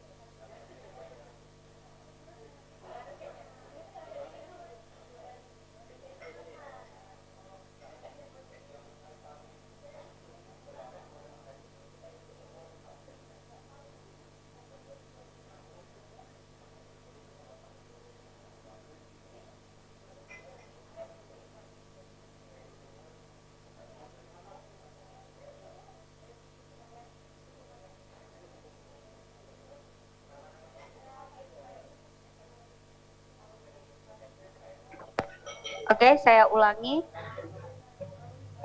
Room paralel kita terdiri dari 2 room, yaitu room 1 dan room 2. Room 1 akan dipandu oleh moderator kita, Ibu Raisa Amanda Putri Eskom MT.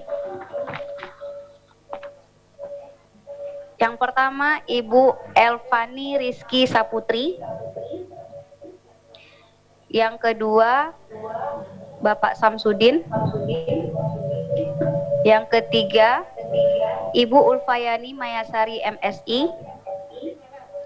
Yang keempat, Bapak Andre Hasudungan Lubis.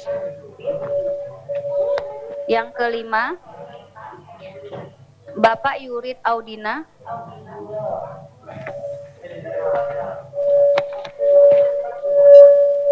Yang ketujuh, Bapak Sutrisno.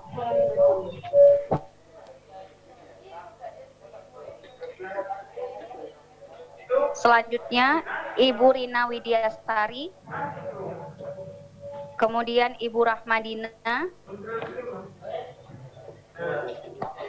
Bapak Budiman Nasution. Dan yang terakhir, Ibu Mastura.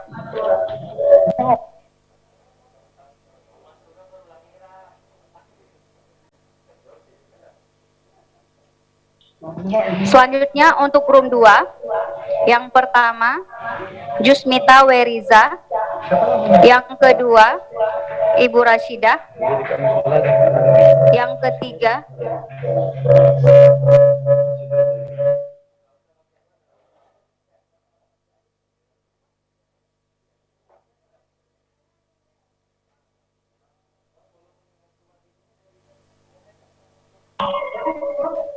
Oke, selanjutnya tadi setelah Ibu Rashidah, Rizky Efrina, kemudian Ibu Evi Kusumayani, selanjutnya Arwi Anti Ayundita, kemudian Sri Wulandari,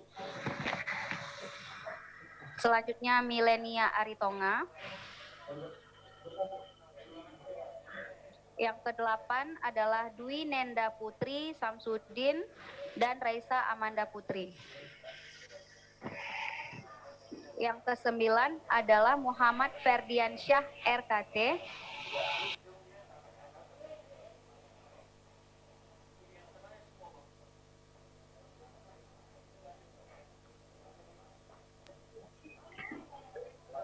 Dan Fahmi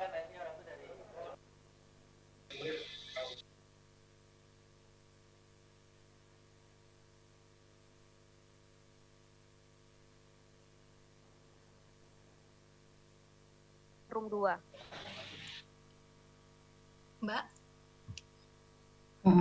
Maaf panitia, saya kok nggak dipanggil ya? Ibu, Iya, saya juga Ibu, belum ada dipanggil. Ibu offline atau online, Bu? Saya online. Saya Nama juga Ibu? online. Iriana Muhammad. Sebentar, Bu, dicek dulu.